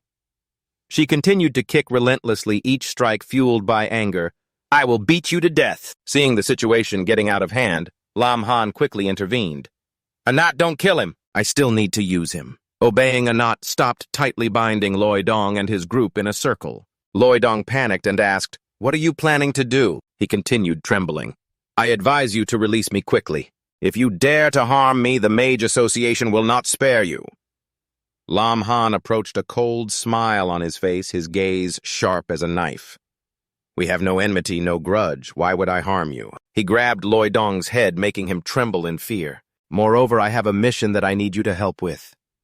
Loi Dong stuttered, his voice trembling. What do you want to do? Not knowing what was to be done, but just threatening until they screamed. Their screams echoed through the mountains and forests, but no one responded. At this moment, the whole group had been bound by Lam Han with ropes hanging suspended from above. Loi Dong and his companions screamed in fear for help. Thien Kok held the rope suspended in the air, coldly shouted, Haven't you eaten yet? Shout out loud! Looking down into the fiery red mouth of lava, Loi Dong panicked and yelled, Please have mercy! Absolutely don't let go. We were wrong, truly wrong. Please spare our lives. Surrounding them was not only the boiling hot lava, but also a pack of fierce fire lizards lurking, their eyes gleaming, ready to pounce. Lam Han observed the scene, his eyes sparkling with interest. Thien Kok, is it stable to stay at this height? You asked, your tone full of meaning. Not is curious. What does the master want to do? Lam Han smirked and replied, Aren't we going to deal with the fire lizard god? If we want to fish, we need bait. Loi Dong heard faintly, his voice trembling as he asked back, Bait? Where's bait? Just then the rope binding him suddenly snapped. Lam Han coldly continued, We must make them create an even bigger commotion. He ordered Thien Kok to drop Loi Dong onto the rock outcrop in the middle of the lava. Below, the fire lizard gods immediately slithered forward. Loi Dong in fear shot out wild bolts of lightning. Don't come here! Don't come here! But these fire lizards seemed forged from steel, unconcerned by his lightning. His subordinates screamed in panic, Brother Loi, your attack doesn't work on them! Help, I don't want to die. The aggressive fire lizard gods rushed in, their desperate cries echoed, help! Lam Han looked in the scene, disdainfully snorted, Useless things. Thien Kok, protect them a little, don't let them die right now. Thien Kok smiled, nodded to obey. Understood, master. She immediately unleashed thunderstrike, raining down like a storm, bolts of lightning striking directly at the fire lizard gods. Lam Han proudly praised, Very good, keep it up, make it even more chaotic. Suddenly, the lava surface trembled and a giant fire column erupted. The level 28 fire lizard god appeared majestically before everyone. Lam Han excitedly shouted, Caught a big fish. Yes, he immediately commanded, Thien Kok, take action, then continued to command in a sharp voice, Very good, hatred has been drawn now. Quickly pull the target over here. Thien Kok nodded and complied. Understood, master. Anhat stood beside, blood boiling, turned and asked, Master, how should we deal with those 4 vile ones? Lam Han coldly replied, Leave them be. With such little power, they will soon meet their end in the crowd of fire lizards. He added, Those guys are skilled at killing and robbing clearly seasoned criminals. Just by looking, one can tell they are habitual offenders. If the crowd of fire lizards doesn't kill them, I will handle it myself. Anat nodded, eyes agreeing, smiling in approval. After giving orders, Lam Han focused on the immediate task, temporarily setting aside all other calculations. Seeing Thien Kok skillfully lure the fire lizard god towards them, Anat immediately charged in to attack. Yes, understood, master. A loud blast rang out like a gigantic rock collapsing. With her petite frame, Anat struck a powerful punch, twisting the face of the beast under the fierce blows. Anyut continuously threw powerful punches, cracking its tough shell. Truly excellent. Anyut maintained the dominant position, first testing the strength of the opponent. With legs as slender as a beauty queen, she kicked the beast far away. Tianke immediately coordinated, not giving it a chance to breathe. Understood, master. She acted decisively, not missing a single moment. Lam Han watched with satisfaction. Although the fire lizard god has superior rank with the harmonious cooperation of Anat and Tianke, we can definitely take it down slowly. Just as the words ended, a piercing shriek rang out, causing Lam Han to hold his head in pain. Anat asked, "What's going on?" The fire lizard god roared, creating a whirlwind that lifted both girls into the air. It shot out a giant fireball, causing Lam Han to panic. Not good! Anat and Tianke quickly used their bodies to shield Anat. The fireball slammed into a nearby mountain, causing a terrifying explosion. Tianke, despite the pain, still tried to descend gently. Seeing her struggling appearance, Lam Han and Anat couldn't help but worry. "Tianke, are you okay?" You hurry to check the wound. At level 20, both of them find it hard to make up the 8-level gap with the mission beast. It's important, but if Thien Kuk or Anat is in danger, that would be an unacceptable loss. "Master, we can still continue." Thien Kuk gritted her teeth, surprising Lam Han with her resilience. Thien Kuk slowly flew up. "The master is doing something very important. We cannot easily give up. Moreover, even if we retreat, the Fire Lizard King will still chase us." Anat, with determined, fiery eyes, said, "That's right. The master's business is also Anat's business. Anat must help the master fulfill her wish." Both girls charged straight at the beast. "Master, don't worry. We will definitely help you complete the mission." "That's right. Anat and Daidiu will do their best." Lam Han was moved. The two girls did not expect they would cherish and think of him this way, seeing them fight with all their might. He told himself to plan carefully. He couldn't let them suffer any more harm. The giant body of the Fire Lizard King had a solid defense, making it hard for Anat and Thien Kuk to deal effective damage. Lam Han felt a headache, realizing that a direct attack was not feasible. He needed to change tactics. Suddenly his face lit up as if he had just come up with an idea. He discovered the wound on the beast's neck, caused by Anat, immediately signaling both of them. "Anat, Thien Kuk, hold the formation, find a way to widen the wound on the neck of the Fire Lizard King." The two girls obediently followed. Although they didn't understand their master's intention, they absolutely trusted him. Anat charged in for a fierce attack, targeting the wound directly. She persisted in accumulating damage bit by bit, widening the crack as Anat retreated. Lam Han immediately ordered Thien Kuk to quickly supplement the attack. Receiving the command, she controlled the lightning to strike continuously at the wound. "Got it, master!" After a while of being tormented, the beast finally collapsed. But before they could rejoice, the familiar figure rose again, leaving both of them stunned. The Fire Lizard King was still alive. They were disappointed. "After fighting for so long, is it still not effective?" Lam Han's voice rang out deep but sharp. "Not enough yet." Anat and Thien Kuk had only inflicted superficial wounds on the Fire Lizard King. He gathered strength and shot up into the sky at an incredible speed. The system displayed thunderbolt wings activated. The lightning copy skill helped him accelerate in the blink of an eye. Lam Han surpassed both girls, but this only worked when they coordinated separately. He charged forward, fist raised high, aiming straight at the bleeding wound on the beast's neck. "I can copy and use their skills, so the damage will be much stronger."